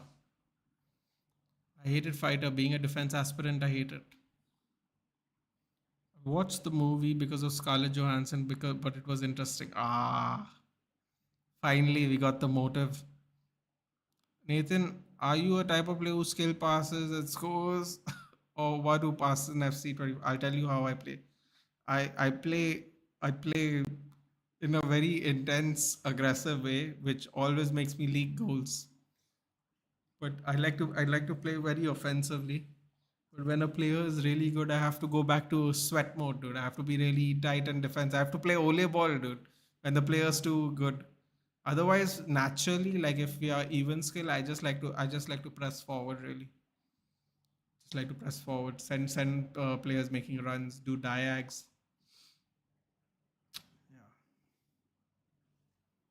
Messi or Ronaldo? For me, it has to be Messi since I watched my father's an Argentina fan. Can't do it, man. It's another one I can't. I mean, oh, wait, no, I can actually answer this one. It has to be Ronaldo because he played for United. You know what I mean? I mean, it has to be Ronaldo. Now, if Messi and Ronaldo played for United, that would be a tough one. I think I'd still go Ronaldo though, because if you really think about it, Ronaldo became Ronaldo at Manchester United. I know Real Madrid fans will go, oh, yeah, look at this decima, that, 5 Champions Leagues, whatever they'll go on about it. But actually, Ronaldo became Ronaldo at us, man. You have to say it. And guess who realized he was a good talent? Arsene Wenger and Sir Alex Ferguson. No one in Spain knew anything about him. Alex Ferguson went during the friendly in halftime and said, "I'm going to sign you." Bro, you know how epic that story is when someone walks into your, goes to your ground for a friendly, goes into your dressing room and says, "I'm going to sign you, and I'm not leaving you until you sign." Bro, like, I mean, he's made in United, man. Listen, Real Madrid can say whatever they want, but if their fans can say whatever they want, but if they're being really honest, you bought Cristiano Ronaldo, the Manchester United ace. You didn't bring him thinking he was going to score 600 goals for you, you know, from Sporting Lisbon. So that's what it is. He didn't said it like Saf said. Ronaldo, he's my boy. He is our guy, man. I mean, listen. Even if people don't like what he did with the Piers Morgan thing, which I don't, I didn't like what he said about Rooney at all. Because if anyone who's watched Manchester United knows that is. Listen, man. I just didn't appreciate the interview. That's the best way I can explain it. If you want, if Ruchir, if you didn't see my reaction to the first part of the interview, I was not happy. But it's up there if you want to see it. That's all I'll say. And I was really fired up, even I don't normally do reaction videos, nothing.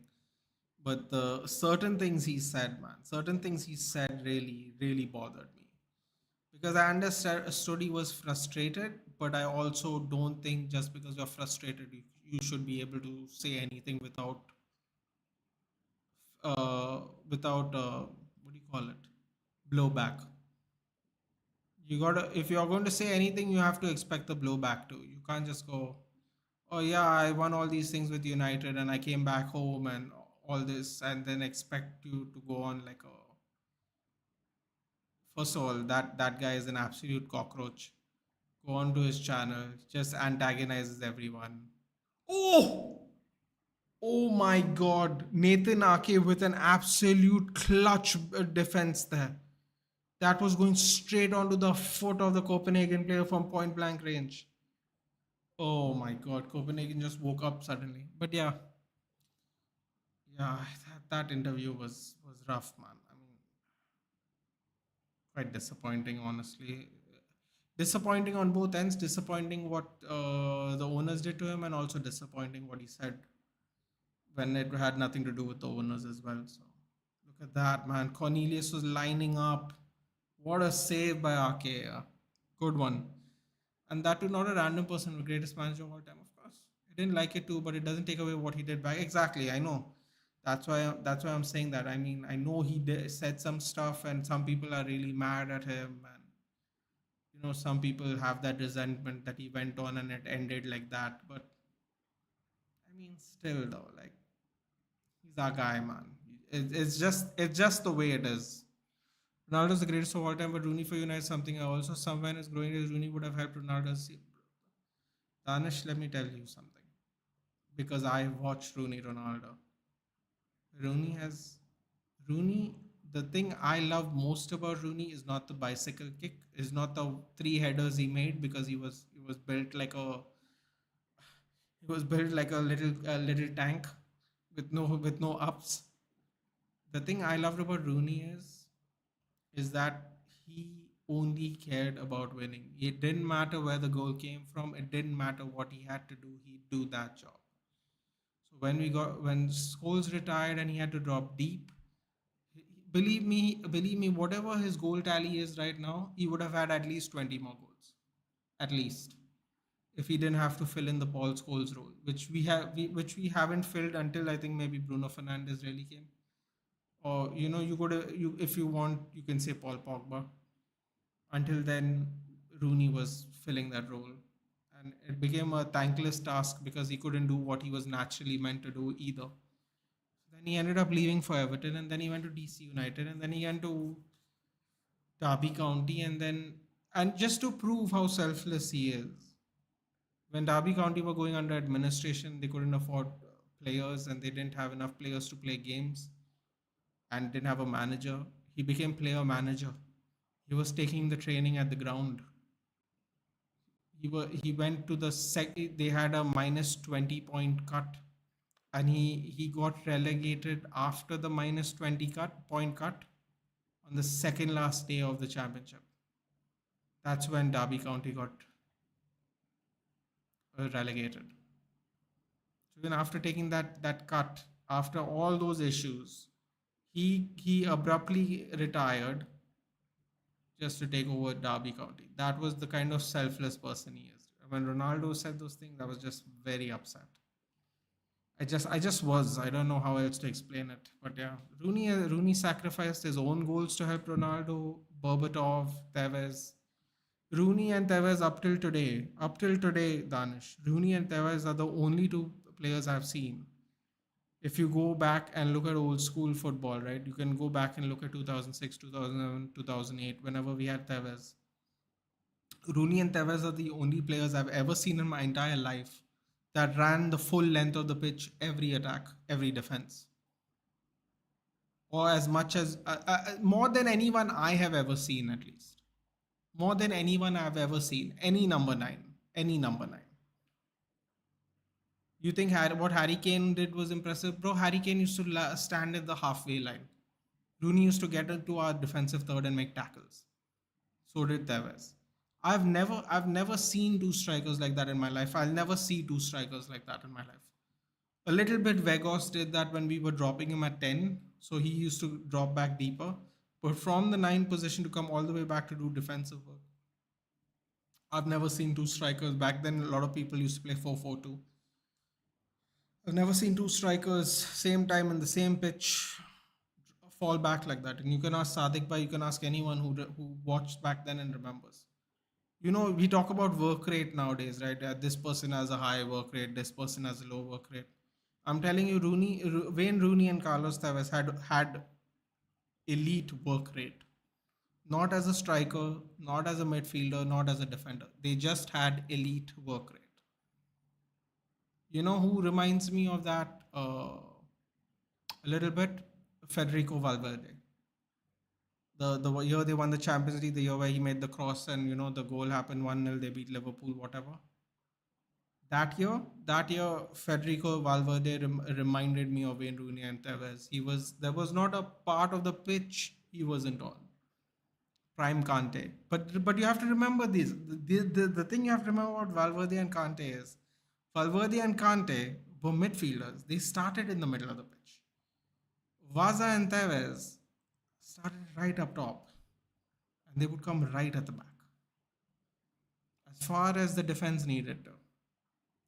Every second, every chance. Back then, a lot of people played a low block. Rio and Vidic used to take turns attacking, going across the halfway line with the ball. People used to not even come near them.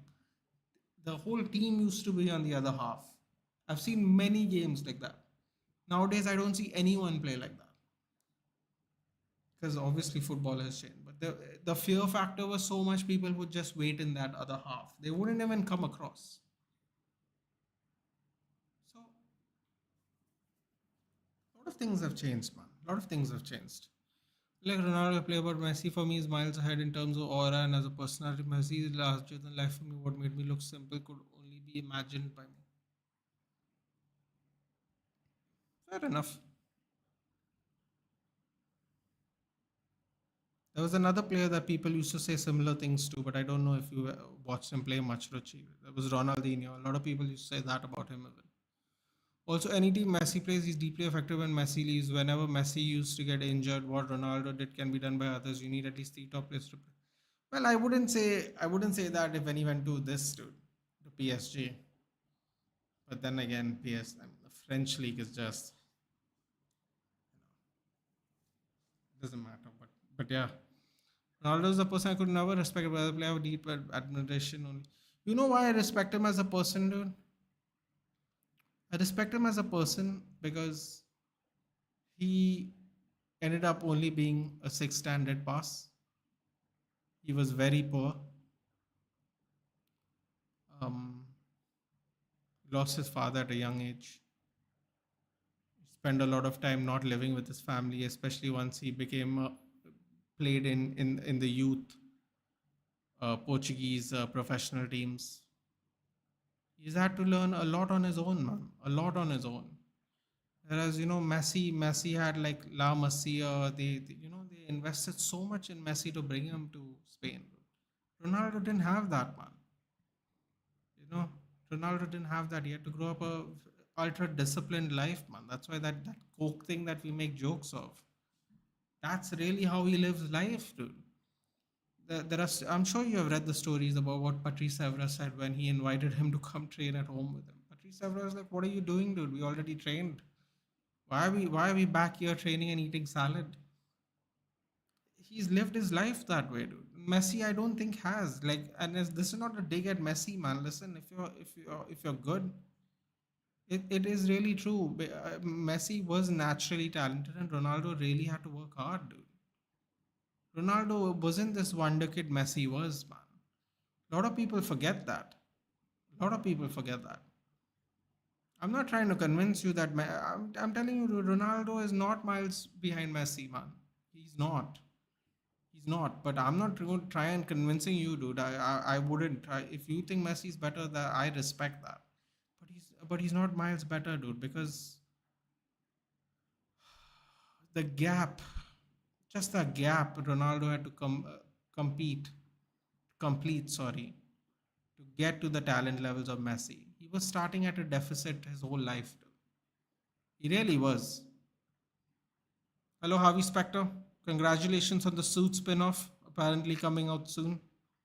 I hate Messi both because of his performance against us in UCL or anything, but what he did to Vegas after the game was Dutch team. I mean, yeah, man, that I don't even really know what that was about, but it is what it is, dude. Heated moments, heated moments. The Argentine team is full of shit houses, dude. Let's be honest. Messi might be the angel out of all of them. You have people like DePaul and Martinez and those bloody fullbacks who just dive all over the place. Acuna and Montiel, like they have enough divers around the pitch too. Hoyland's brother on, yes, Oscar Hoyland. But yeah, Ronaldo had to close the gap, Ruchi. That's what I would say, man. I know that sounds absurd, and I'm sure a lot of people will. I don't know how people will feel hearing that, but he played catch up, dude. And now everyone else is playing catch up with him, which is ironic. It is ironic. Um, what is Inter Miami? Inter Miami is like winless in 9 or something. Maradona level shithouse, no one can. Yeah, I mean, listen, knocked out England with his hand, dude. Let's be honest. They do that picture, where he's lined up against all the English players opposite him. They won the game because of his hand, not because of his technical ability. So, it is what it is. Don't forget Di Maria. Oh, I can't forget Di Maria, dude. Can't forget him. Snake in the grass.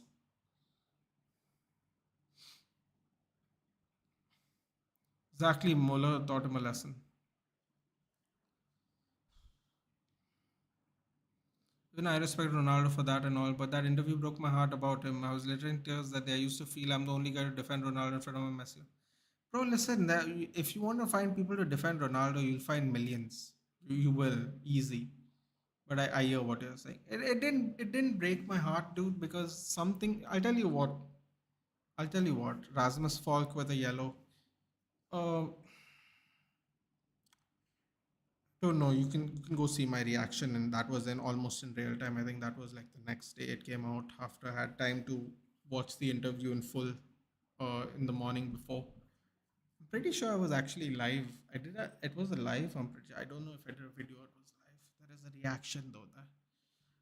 To the first part of the interview. Second part was actually all right. I didn't really feel anything in the second part, but the some things that the Glazers did to him was quite nasty, man.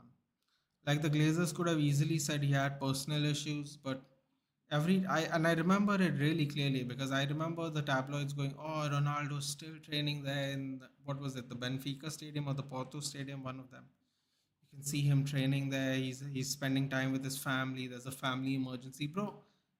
Don't say it's a family emergency when your young daughter is in hospital, bro. Family emergencies can be anything. Like someone got sick, so you're there. You have to go take care of them. Something like a family emergency could mean anything, man. It's his own. Like I know they are not supposed to divulge um, what exactly happened. That's why Ronaldo in the end is the one who did it, and we found out. But at the same time, they could have stopped the rumors, man. A lot of these rumors came from journalists that get accreditation to cover interviews at Carrington. They could have easily stopped it. They didn't stop it. They let the pressure build, let the pressure build, let the pressure build. Then the communication gap between Eric Ten Hag and Ronaldo didn't help anything. Um, this is a lot of things that were unfortunate, man. Oof, that was a really bad tackle. My God, how was Bernardo Silva's leg intact? That didn't look great. Yeah, man. I mean, like, I can see how he also became really frustrated, but I mean, not Piers Morgan, man. He should have done it some other way.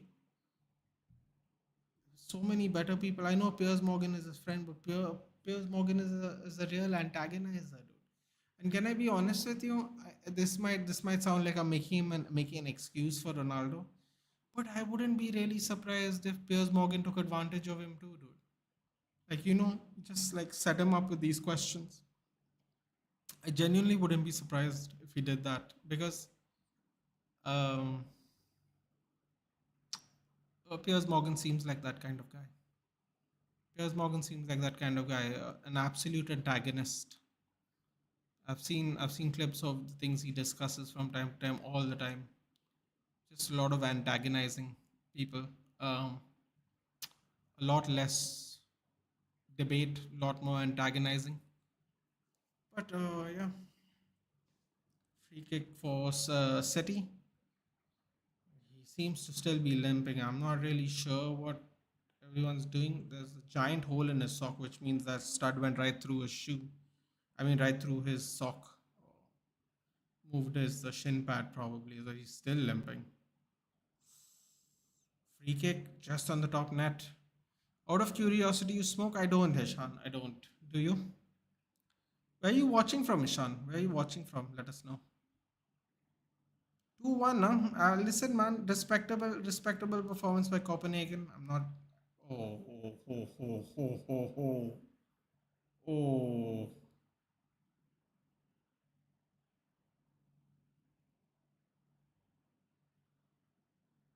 Ooh. No yellow card. Interesting. That looked like a nasty tackle. Pep Guardiola's losing his mind over there. Delhi. Do you smoke? I wonder when they will finally just decriminalize it. I don't think they'll ever decriminalize it here, quite honestly. Smoking weed or regular smoking. I just can't see it happening. I don't know how they would manage to do that.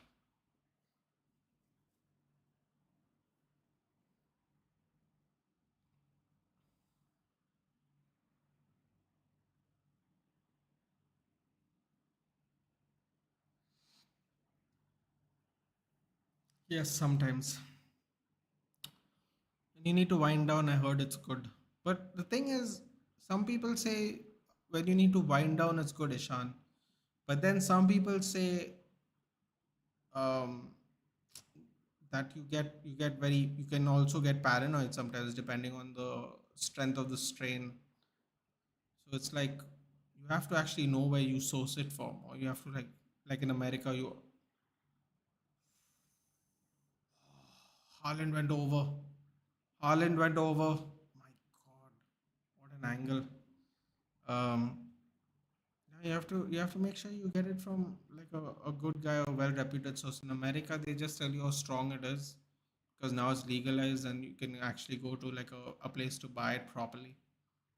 But like in India, you have to like really hope someone doesn't spike it or something, man. To really have like a trusted source. And it's really weird because having a trusted source for something that's illegal doesn't sound like something that is, you know, possible. But apparently it is because people do it all the time. So it's interesting that way. Another clearance. Shot in the box. 12 minutes left. Let's see the score somewhere else.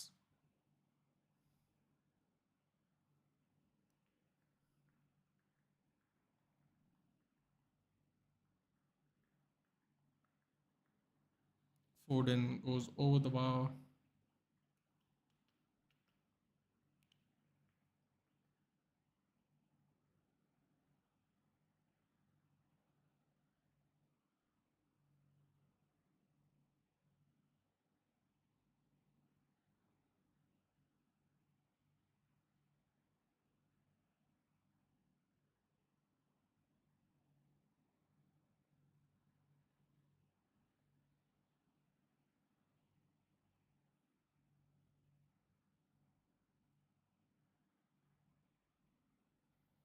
You can't trust anything nowadays, just enjoy.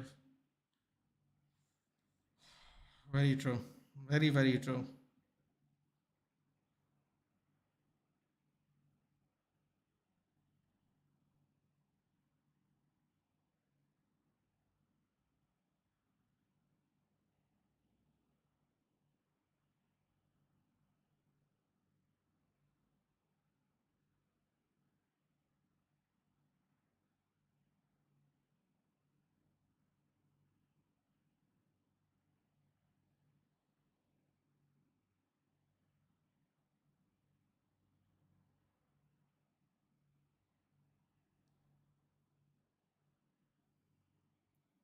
Ten minutes left.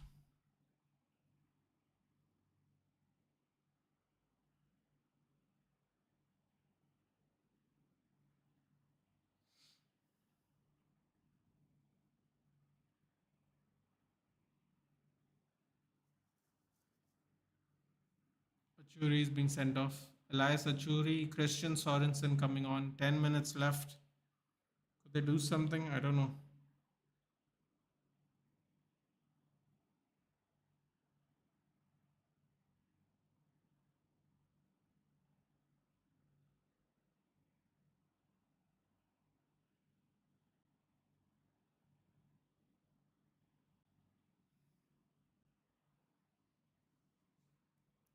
It would be great if Copenhagen could do something out of this, but don't really see it happening.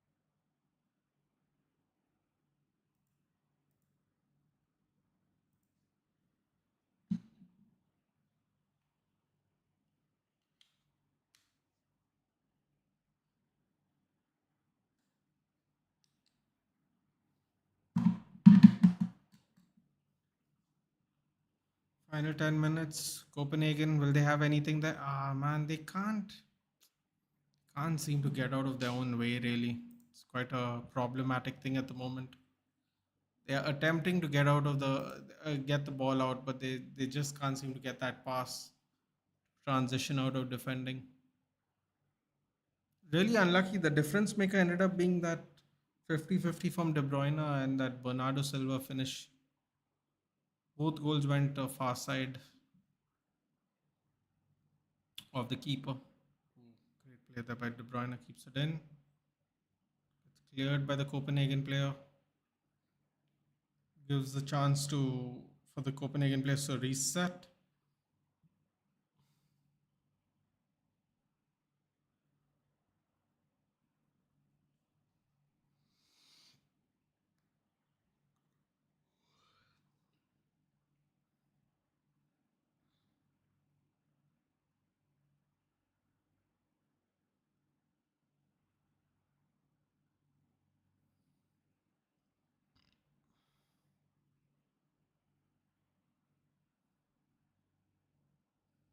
I think Messi and Ronaldo have both had tougher beginnings than most of players today. Messi was born in dangerous and poor Argentina in a working class family. There was a factory. Yeah, yeah, that's true. Oh, so some good news, guys. Oh wait, I shouldn't say good news. From on X, United faithfuls have posted like some time ago exclusive report that the Telegraph that Newcastle fear Dan Ashford could leave for Manchester United.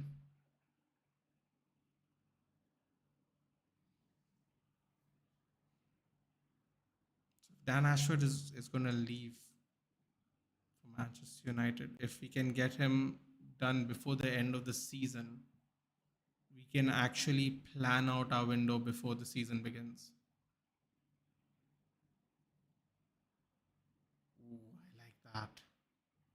That I like a lot. That is a tactic I can get behind. Leipzig's 8 shots on target, 0 goals. That's why I've never seen such trash performance. Even Bad United would score 4 goals out of it. Really? Was it that bad? Damn.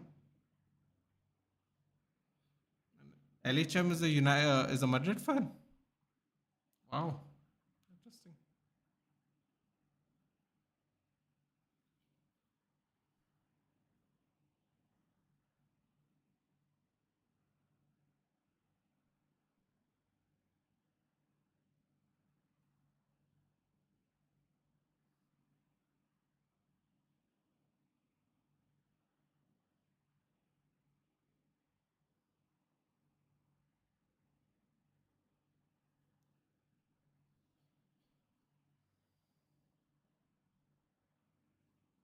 Ooh. Driving run. Ready merchant. Cross comes in. Oh, Mrs. Haaland again. Oh, getting closer and closer. 5 more minutes left.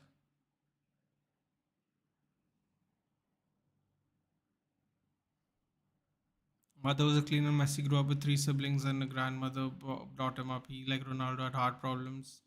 Messi had the whole growth hormone problem, which is part of the contract offer. Exactly. I'm a Barca fan. Ah, yes. Sorry, LHM. Yeah. Still 1-0, huh? game's been pretty slow, man. So the 2-1. Wait, all the goals were scored in the first half. Wow. Very slow. Very, very slow.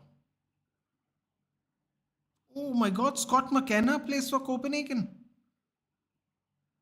That's crazy. McKenna, for anyone who doesn't know, McKenna was playing for Nottingham Forest last season.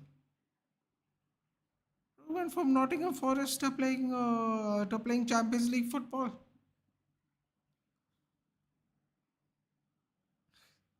Coach of Copenhagen got a yellow card. 8 shots, zero on target. Oh, sorry, 8 shots on target, zero on goal. Oof, that isn't good. Real Madrid, man, without Bellingham, they're struggling like this. And what's really mad about it, LHM, is that Leipzig have actually lost only one in the last 5 games, I think. So they don't even have form, and still they're only losing 1-0. Stuttgart put 5 past them a couple of days ago. Nathan Mendy, Nacho, Chouameni defense, and you can score a goal. I mean, you can, but didn't Girona lose 4-0 with the same kind of defense? No, there was a worse category. It's Mendy, Carvajal, Chouameni, and somebody on Vasquez. That's probably a worse defense, and Girona couldn't score. 10 shots on target, zero. Goal.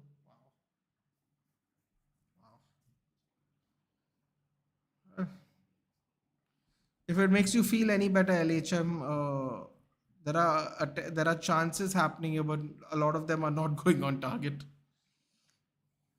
If it makes you feel any better, and these were also both goals. All 3 goals were in the first half. So basically, we have spent the last 1 hour watching no goals. Basically,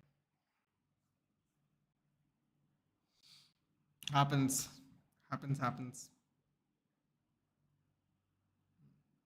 Last goal was in the first minute of extra time in the first half.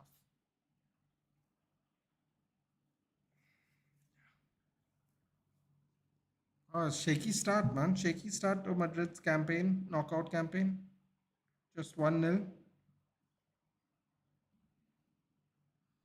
Not the most decisive. Hello, Madrid. Good morning.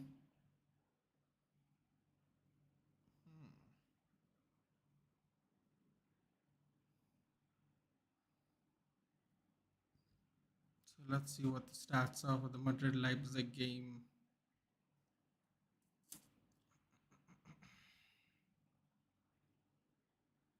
Saying win probability is 50-50. That can't be right. That can't be right. They both had 13 shots. 9 on target for Leipzig, only 3 on target for Madrid, and they scored 1 goal. No way, man. Wow. 3 shots on target.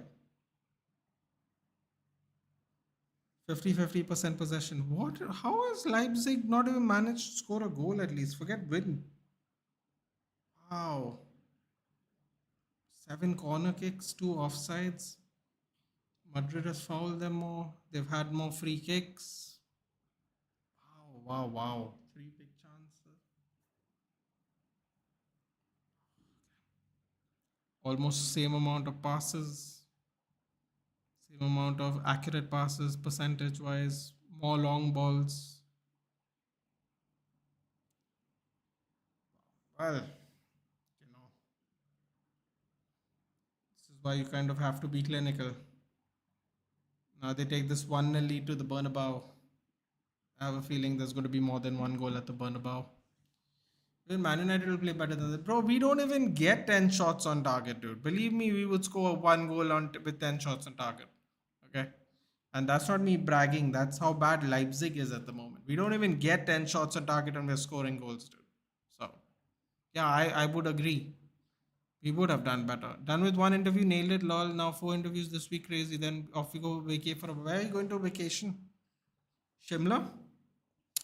Oh wait, I think you told me you're going to Shimla, right? After the interviews, Mudit. If I remember correctly, didn't you say that? Or somewhere there?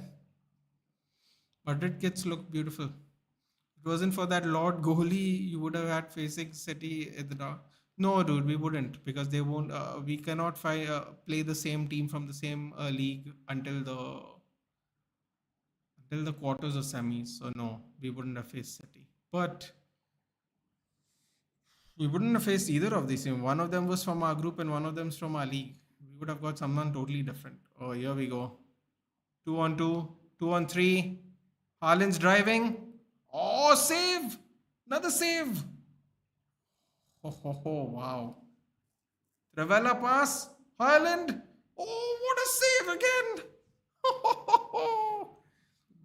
Wow. Wow, they're really holding. Man, you know what? I respect this, man. I really respect this. They could have just given up after the first goal in 10 minutes, but they held on. 2-1 loss. I mean, I don't know. I don't know if they can score 2 goals against Man City at the Etihad, but a solid performance here at least. A little unlucky. Oh no. 3-1. Never mind. Most probably your club would have faced Madrid. Probably, maybe. Foden scored a third one. Game over. Goal City, thank God. City will be through easily.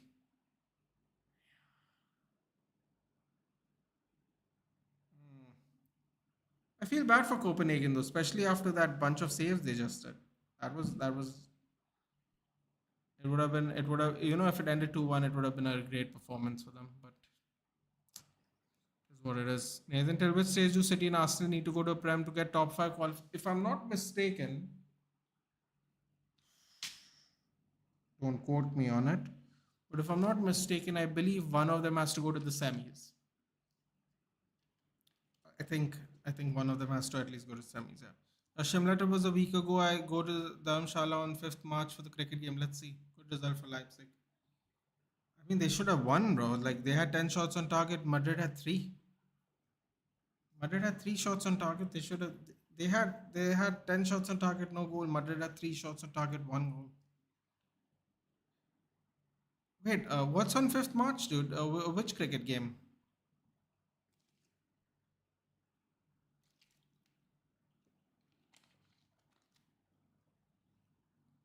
Game over. Copenhagen fans looked dejected, unfortunately. It was going to be a tight game, but then last 30 seconds has really swayed the tie. Swayed the tie. Fortunately for Copenhagen. India versus England test. Oh, is that Dharamshala? I wonder if the conditions are going to affect them. I wonder. Dude, you're gonna spend 5 days. You're gonna watch every day of that test match, really? God bless you, dude. I would have brought my pillow and I would have taken a nap there. I don't think my head could handle sitting there the whole day, dude. Lazio Bayern prediction. Man, honestly, I don't give Lazio a chance really. I'll say 2-0 to Bayern. Man, Bayern has to get on their skates, man. I don't know what Tommy Tuchel is doing. He's gonna have to be some other version of Tommy for tomorrow's game. He's gonna get sacked otherwise. Yeah, every ball. No way, Mudit. You're not spending your holiday watching 5 days of Test cricket, bro. Seriously, you can't be serious. Go hang out with your girlfriend, man. Are you mad? 5 days of watching grown men play Test cricket. Oh, Mudit, why?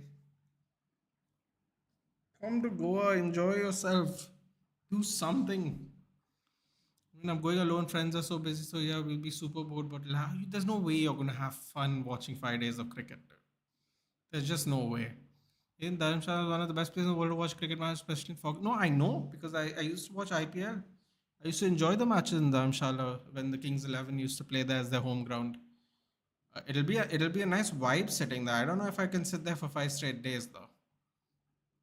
Maybe that's why I enjoy watching the IPL there. He's waiting for Euro. Oh, I'm not waiting for the Euro until World 2020 in June. That's not true at all. I'm not waiting for it at all. I keep forgetting how close that is. By the way, they're both in June. Brilliant. Great place snap, bro. All that nice mountain air. Oof. Oxygenize your cells. Let's go. Meet some pretty Himachali ladies there. Who knows, dude?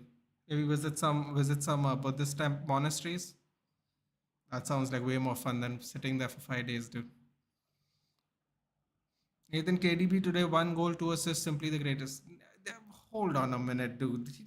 Does that second goal count as second goal count as an assist? He jumped in for a 50-50 tackle, dude. Anything's an assist nowadays, dude. Bernardo Silva did all the hard work on top of that. Ugh, anything's an assist now. FPL style. I might get a corporate box ticket free buffet, so there is so okay. Might eat a lot. How much would be a corporate box ticket actually? I don't imagine a lot, right? Only because it's a test match. Could be wrong. I feel like our test matches don't get filled as much as they used to. I think India and Australia is the only place where I see where a lot of people come out, and England are the only places I see where a lot of people come out to watch a test match. But even then, I don't think it's full. Nathan, who watched test cricket 5 straight days during the holidays? Bro, 5 straight days, I can't do it, bro. Even on holiday. Does count, man. What a dodgy assist that was, dude. But okay, whatever, man. It was a nice goal, so it's okay. I mean, it starts from 10K for 5 days. Expensive, but yeah, I'll kill you, Mudit. You're not spending 10,000 to sit in a box and watch grown men play cricket for 5 days. Okay? If you want to blow 10K, though, there are way more fun ways to blow 10K. Okay? Way more. Way more.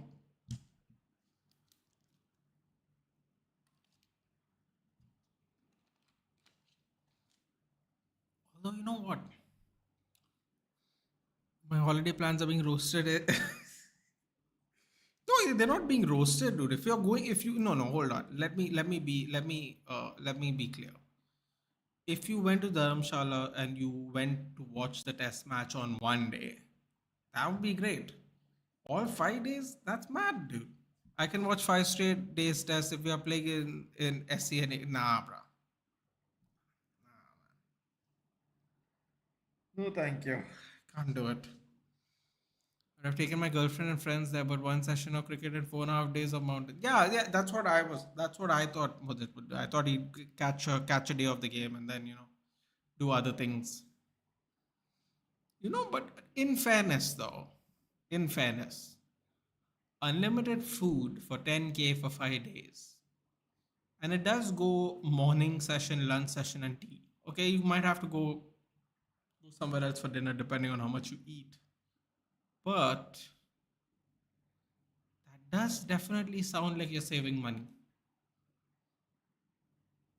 Don't disrespect us. Nah, bro, it's not about disrespect. I don't personally have the patience for it. And also, it can be very boring, Nitish. That's the truth. There is a reason why there are dwindling audiences in test matches, and limited overs have much more burgeoning crowds. There's no coincidence, my friend. It can get boring. That is just the truth. It's not about disrespect.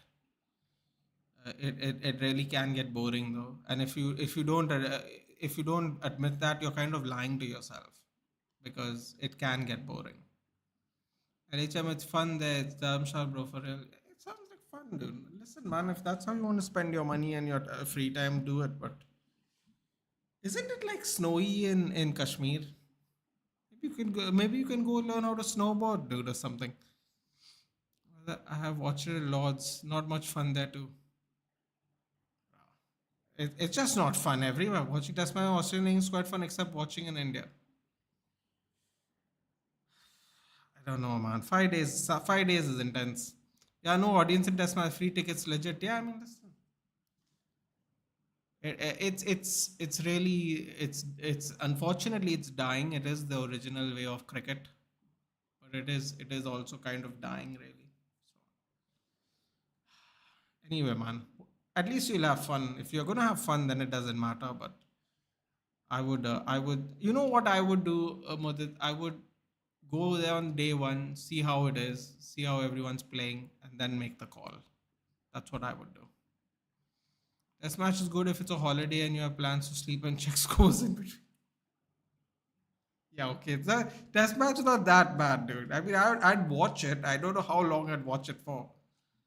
One can beat the atmosphere of England, Australia. That is true. That is true. That is true. Especially, yeah, I would agree with that actually.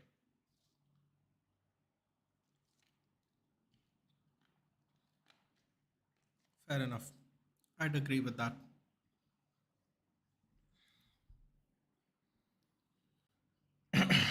All right, guys, it's 3:30. But Dharamshah's pretty dead. Nothing to do. I don't want to trek. I want to rest. No, listen, man.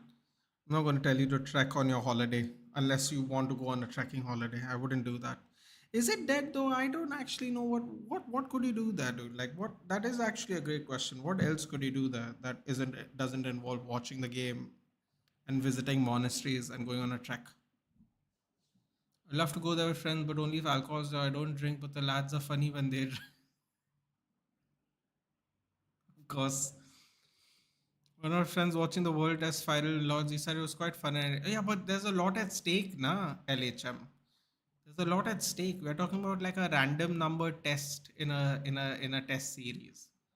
The World Test Championship final is like it's like the best two teams play for an actual prize, which didn't exist 5 years ago. So there is some stakes to it. Regular test matches, like it is what it is, dude. Also, no fans, you can troll the players. You could troll the players. That is true. Great thing about English people not speaking Hindi, isn't it? Nathan, another day, another robbery by Madrid. Is it? Sounds like Leipzig didn't have their finishing boots on, dude. As far as the stats say, at least. They had. It seemed like they had plenty of chances to do something about their fortunes today. Now they go to the Bernabeu so they can get smashed. Got to take the good opportunities. They had three times more shots on targets and no goals. Tough. Tough, tough, tough, tough. Very tough. Yeah, no key players in India, no Kohli, no Pujara, and others rethinking the plans now. You're welcome, dude. You're welcome. You're absolutely welcome. I don't regret trolling your plans at all now. Listen, man, I'll tell you what. Show up here early tomorrow. Hang out. We'll see the series goes 2-2, then finalize maybe. Sure. Or what you can do is ask Danish if there's snow and go snowboarding in Kashmir. Enjoy it while it's still not 40 degrees in our country. How about that? How about that idea? If you're friends with Danish on Instagram, ask him what if there's stuff you can do there now, if it's viable. If snowboarding is viable, I would go, man. Honestly, I'd go if I had time. Like if you have time to do 5 days to yourself, I would do that. Especially if you're doing it on your own, because you can snowboard at your own pace, dude. You don't have to be rushed by other people. Even if it is to learn, you don't have to be rushed by other people. You can just do it yourself. Take your time. Finals were novel, but I get your point. I was sitting with mostly old people and my parents. It was great cricketing wise, but I'd rather spend that money on Old Trafford to watch Burnley. I'd also rather do that. That is a good point. Yeah, also the old people in England, they do love a test match. I've realized that. I guess it's something to do with their childhood, isn't it? Because when they were young, they probably only had test cricket. So it's kind of cool. You see a lot of old people, like in England in particular, watching test matches. It's kind of interesting. I know a few people are traveling from the UK just for this match, though. It's pretty hyped up because it's in Dharamshara after long. I'll just take a bus from Delhi. See what happens. Okay, now I understand it. Okay, now I understand. Kashmir is expensive. Do the flights only? Oh, yeah, that is true, right? Short notice flights are going to be expensive. That is a good point. Could go to Bombay. Flights are cheap to Bombay, I believe. Could go to Kerala. Oh, you could go to Kerala, dude. 5 days on a houseboat. your girlfriend's free, you could go on a holiday with her. 5 days. Cricket too, if I remember, England won like by an innings at 200 runs against India.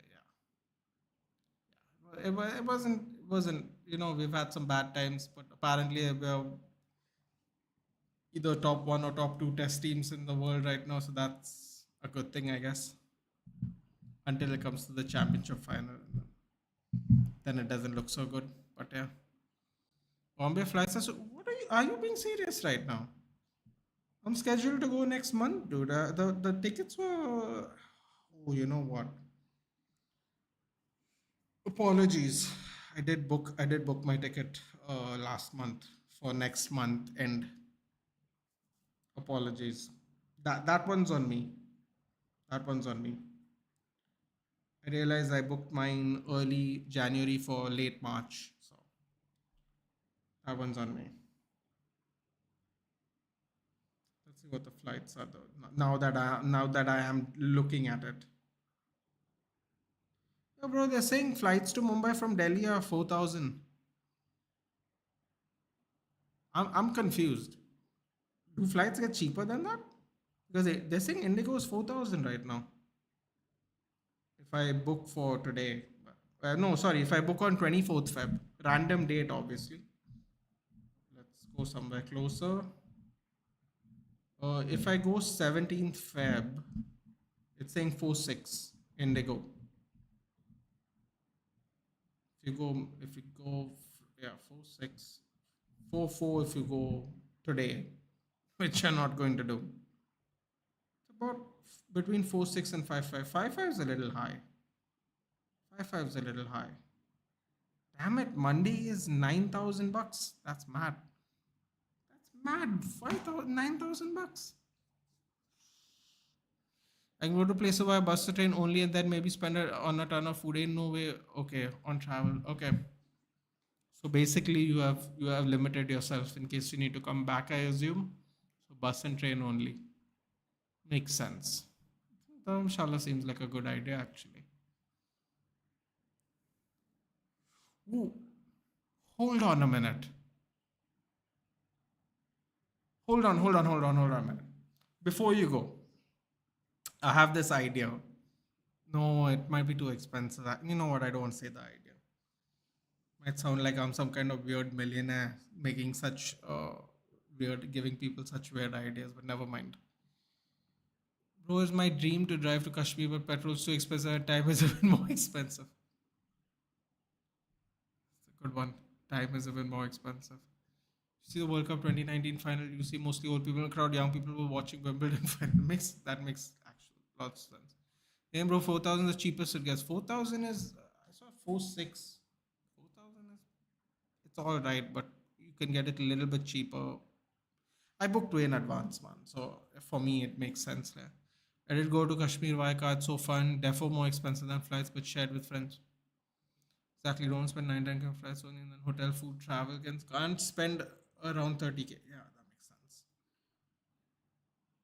Yeah, bro, my friends don't agree, and my parents won't allow me to go alone, even though I just turned 22. It's okay, dude. In a couple of years, it'll change. No, so Mudit, but then I see my idea is not very good, man. But I'll tell you only because I suggested in the first place and then said I won't. Um, there is a Instagram page called Hush Stays. One word. HUSHSTAYS. It's one word.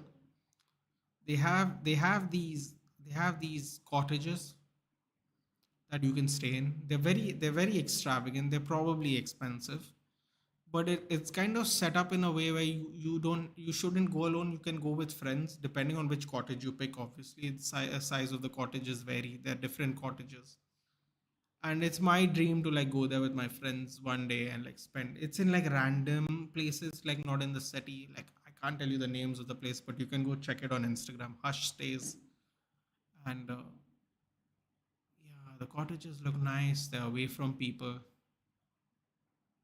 but I have a feeling it's a premium property, so it is expensive. You should go there with 5 6 people. They have like 3 4 bedrooms, but That's something on my bucket list, man. This Hush Stays company on Instagram, it looks pretty nice. And I believe they have a property just outside of Delhi. I don't know which one. You might have it might not be clear on Instagram, but you might have to go to the website. I believe they have something like 3-4 hours outside of Delhi. Even beautiful, beautiful locations. Depends on what your budget is, obviously. My girlfriend has a resort in Dharamshala, so it'll be free, I guess, but I'll pay anyway. Yeah, but dude, if you're going to Dharamshala, you got to go meet. If you're not going to meet her in Dharamshala, I'm like, what's the point of going?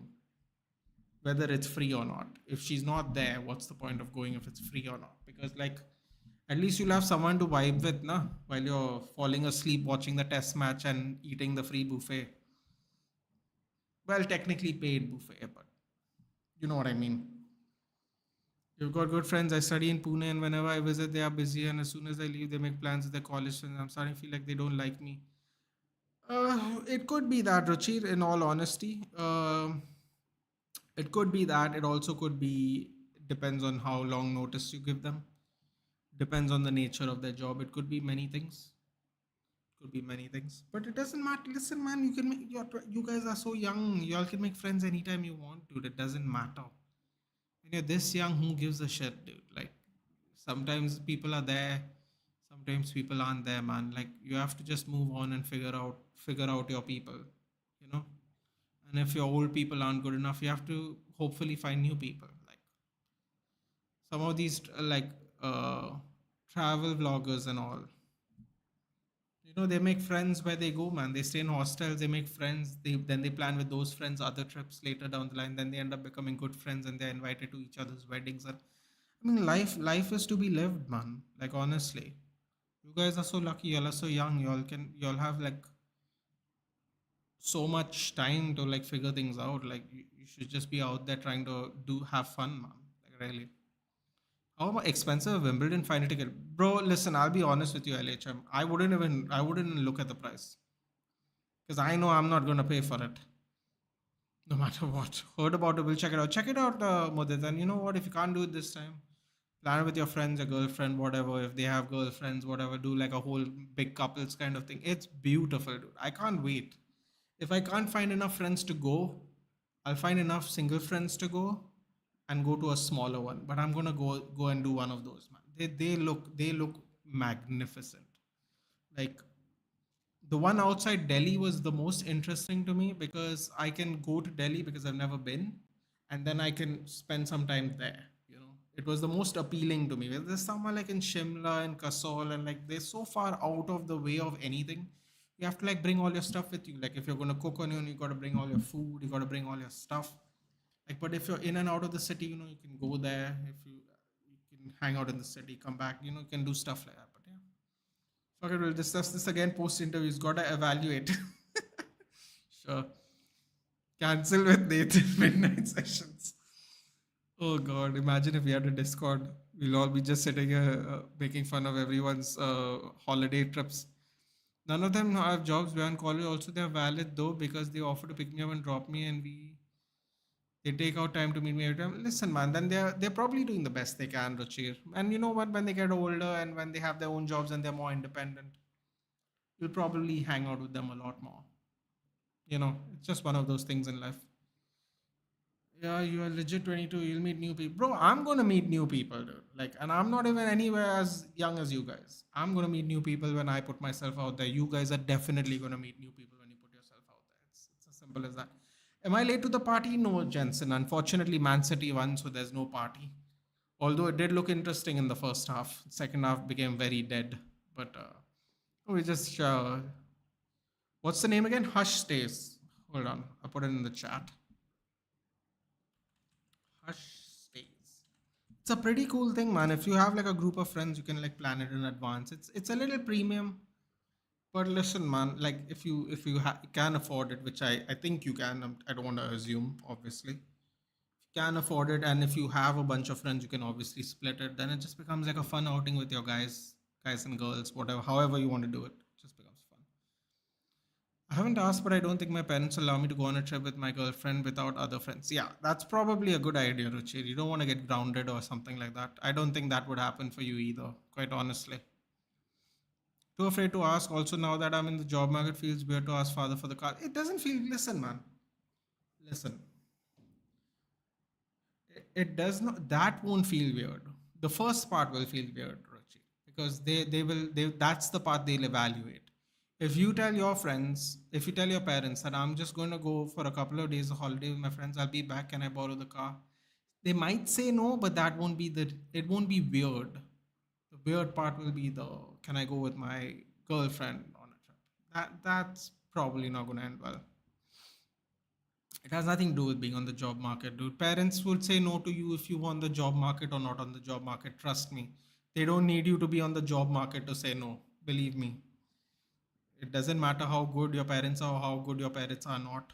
They trust me. It does not. You don't need a reason. Your parents don't need a reason to say no to you. They'll just say no. So you don't need to worry about that. The girlfriend thing would be hard to facilitate, though, in my opinion. Searching for hush puppies. Nice shoes.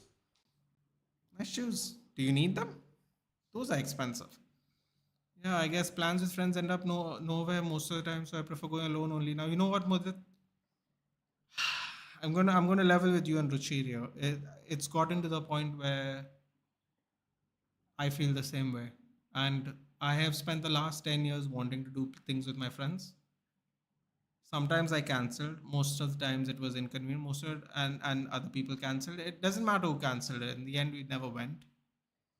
And for some reason, either this year or the next year, I will be going on a trip whether people come or not. And yeah, I'm in the same position as you, buddy. But again, you're much younger. So you have plenty of time to reassess everything in your life. You all just cancel or busy adulting. It sucks, but never mind. Nah, listen, man, you know what? I'm going to say something really controversial here, which seems like the theme of the post match show. Adulting is always going to be a thing that happens in your life. But if you have people that find you really important and you obviously try to be as flexible as possible with the plan, I think personally that people will find a way to make it happen. Now, I'm not saying it will be the ideal plan. I'm not saying it will be the original plan you wanted to do, but I think there will be a plan. That is my take on it. I obviously don't know your friends, so I can't really speak for them. But I can tell you that if people really genuinely care about you, they go out of their way to look after you, take care of you when you're not feeling well, enjoy the high times when you're doing well in life. I think people would take time out of their whatever their schedule is, whether it is busy, whether have other obligations that are not work related, whether their parents just won't let them, whatever the reason is. I believe if you plan in advance enough, give people time to be allow their future dates to be more flexible, I think things happen, man. But yes, adulting is always going to be a thing, Mudit. There's going to be friends in your there's going to be friends in your life that are going to get married significantly before you, which means there's a possible chance that they're going to have children before you, which means they're going to get even busier before you. The world has a bunch of combinations, man. It's just a puzzle, isn't it? Like everybody can be a. It's quite literally everyone has their own unique set of circumstances. So adulting is always going to be a thing, man, and it's always going to suck because there are some times where you just want to take the car keys and go, you know what, fuck all y'all, I'm going. I don't know where I'm going, but I'm going. And then the first thing you do is you sit in the car and go, okay, I'm going to call someone now and I want to tell them, are they coming along with me or not? And then you're probably going to get a no from everyone because everyone's adulting. Even though you're fed up and you ran out of bandwidth, some people have more bandwidth than you, some people have less bandwidth than you, but they deal with it differently. At the end of the day, adulting is always going to be a reason for people to say no. But if I'm being completely honest here, and I'm not trying to like take out your friends or anything, or Ruchi's friends, if you give people time, enough time for them to at least try and make their plans for the future flexible, I think something can be worked out. Something. won't be the most exciting thing ever, but it'll be nice.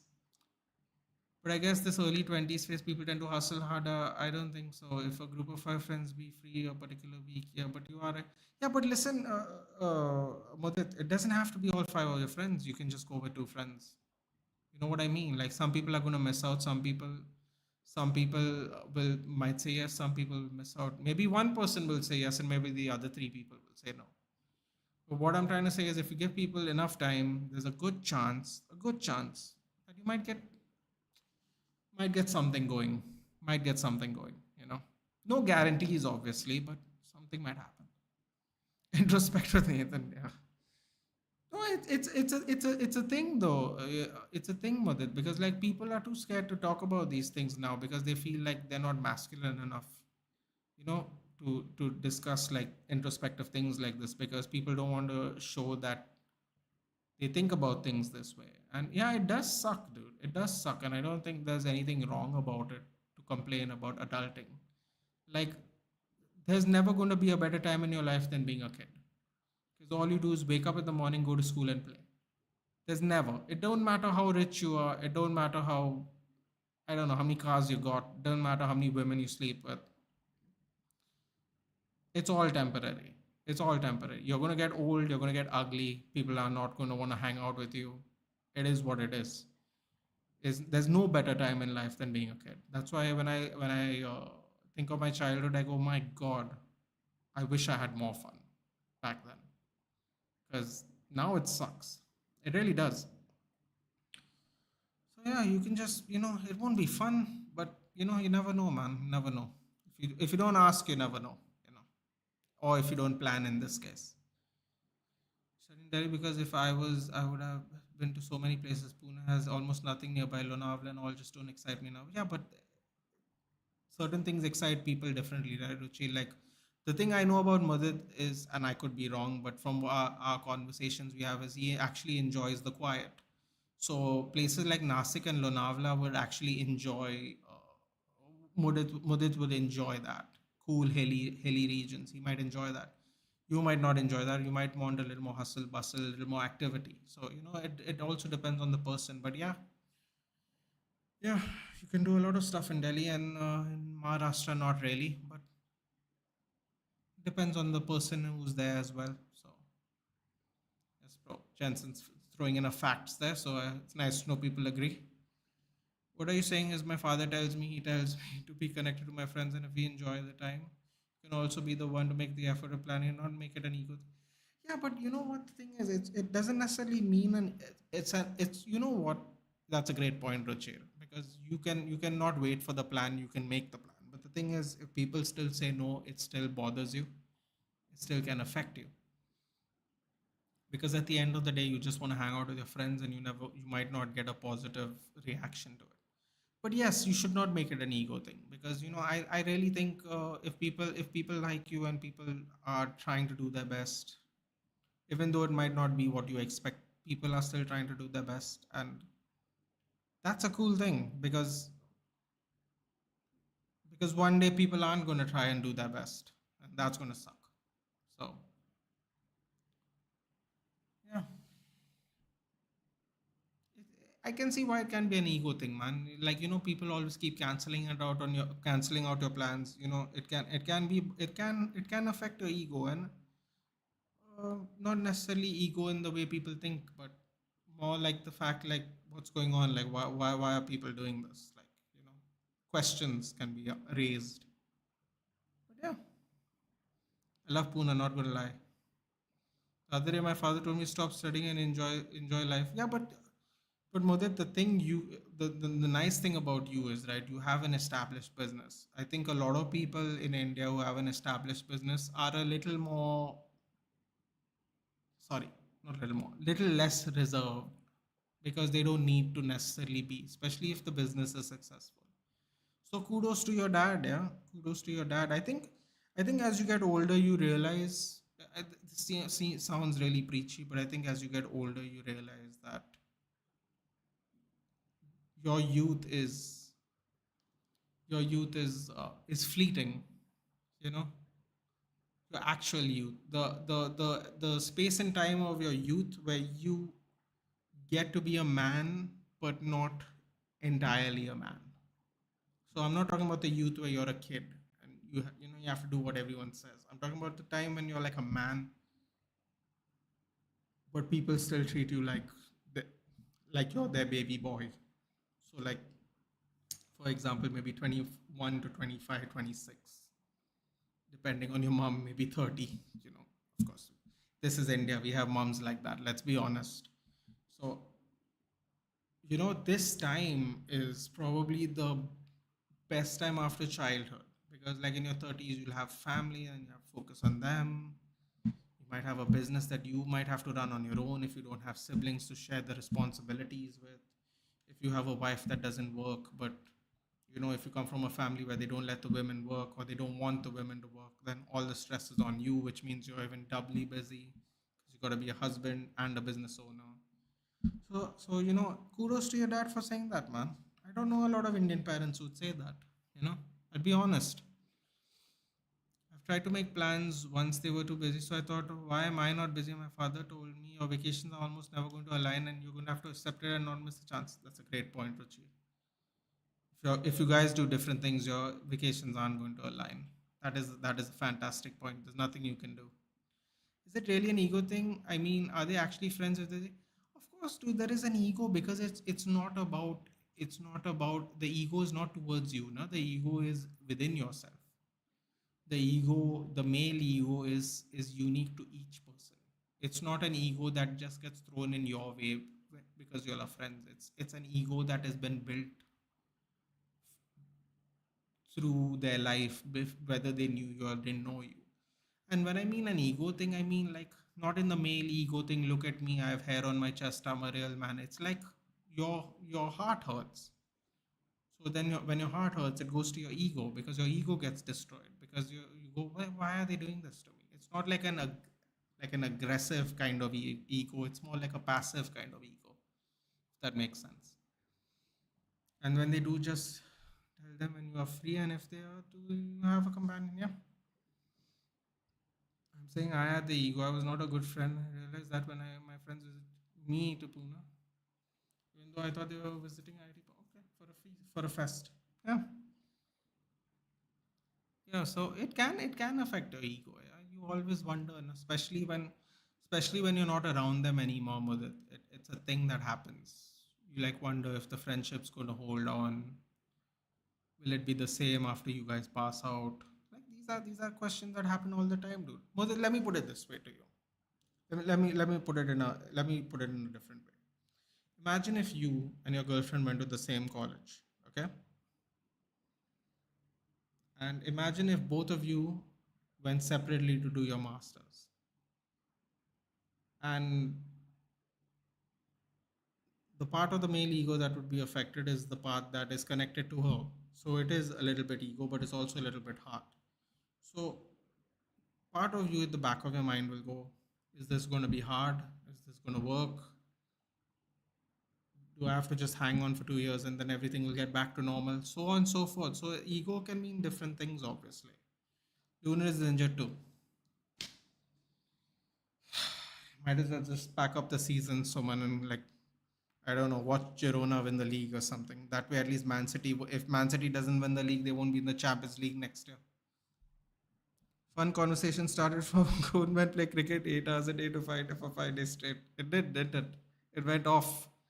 And a guy from Delhi traveling all the way to watch them. It did divert in an interesting way. That is true. All right, guys, it's 4 o'clock. I got to do this tomorrow, by the way. I'm doing PSG Sociedad, so I'll see you guys tomorrow. I'm going to go take a nap. I don't know if I can sleep right now anyway. Fun conversation. I shall see you guys tomorrow around the same time. PSG Sociedad. God, I hope PSG lose. That has to be the fun part of our week this week. I hope Sociedad absolutely destroy them. I might bring out some popcorn for that event. Who knows? I'm looking forward to it. A conversation indeed. Yes. Oh yeah, football. See you tomorrow. Yeah. See you guys tomorrow. Suman, thank you for joining in. Ruchir, Mudit, thank you for joining in. I will Jensen, if you're still there, don't know where you are, but if you are there, thank you for joining in as well. Bayern Lazio, Bayern two. We'll do it side by side, man. We'll do it side by side. The reason I'm not doing Bayern Lazio is because I think Bayern's gonna smoke them. That's the truth. And honestly, I really want to watch PSG lose. I'm not even going to lie. I really, if people think I don't like Atletico Madrid, I actually probably don't like PSG more. So yeah, we'll do a side by side like today, man. We'll do something like that. Yes, Jensen's in the chat too. He's saying take care all. Jensen joined in late, but thank you for joining in nonetheless. And GGMU, thank you very much. Same to you, Ruchir. Hopefully we can beat Luton at the Kenny. That's going to be an interesting one on the weekend as well. Until next time, yes, absolutely. If you are free, do join me for tomorrow's Sociedad PSG event. Otherwise, I will see you on the weekend for our usual Premier League watch-alongs. Too optimistic. I think PSG will bury that. Nah, bro. People didn't think. I'm telling you right now, Mother. People didn't think Sociedad was going to get through the group stage. I went on someone else's channel, my friend's channel. I told them Sociedad is going to get through the group stage, and I think Sociedad finished on top actually in the end. So let's see. I'm looking forward to it, man. I'm looking forward to it. I shall speak to all of you guys tomorrow. Take care. Good night. Good morning, depending on the time zones, and